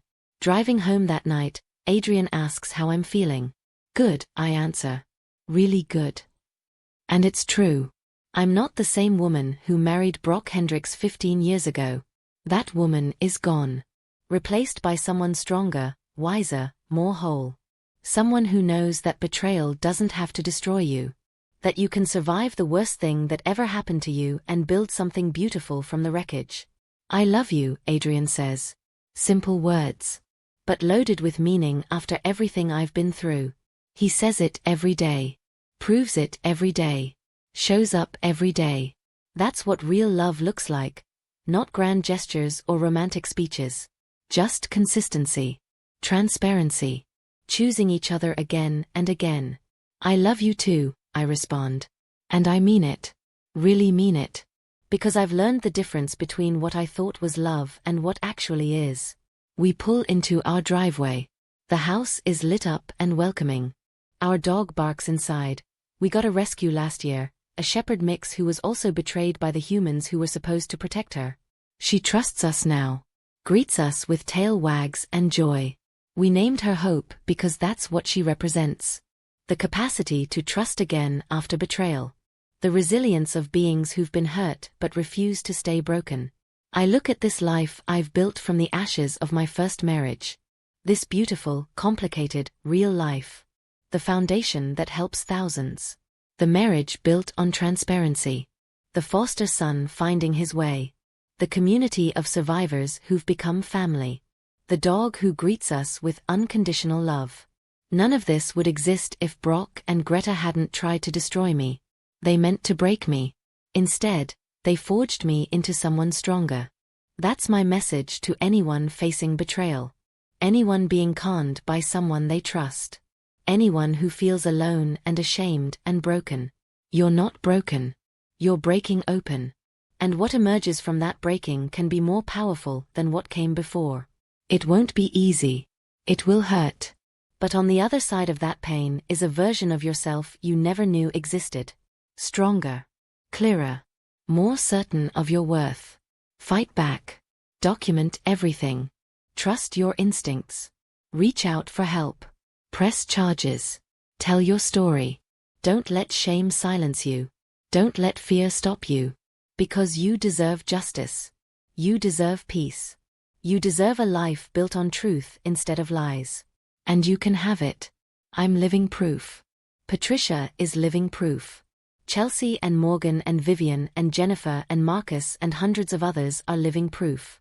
We survive. We heal. We thrive. We help others do the same. And that is how we win. Not by letting betrayal destroy us, but by transforming it into purpose. Into community. Into change. Brock and Greta thought I was weak. Thought I'd roll over and let them take everything. They were wrong. Dead wrong. And now they're paying the price while I'm living my best life. That's justice. That's redemption. That's what happens when you underestimate a woman who refuses to stay down. If you've made it this far in my story, thank you for listening. For witnessing. For caring about what happened to me and what happens to others facing similar betrayals. If my story helped you in any way, if it gave you courage or clarity or hope, then every painful moment was worth it. Please subscribe to this channel and turn on notifications so you don't miss other stories of survival and strength. Share your thoughts in the comments. Your words might be exactly what another viewer needs to hear to find their own courage. And remember, you're stronger than you know. Braver than you think. More resilient than you can imagine. Don't let anyone make you small. Don't let anyone steal your light. Stand up. Fight back. Survive. Thrive. Inspire others. That's how we change the world. One survivor at a time, refusing to stay silent, refusing to stay broken, refusing to let predators win. This is Roxanne Dalton, signing off. Not as a victim, but as a survivor. As a warrior. As someone who faced her worst nightmare and came out the other side stronger. You can too. I believe in you. Now believe in yourself.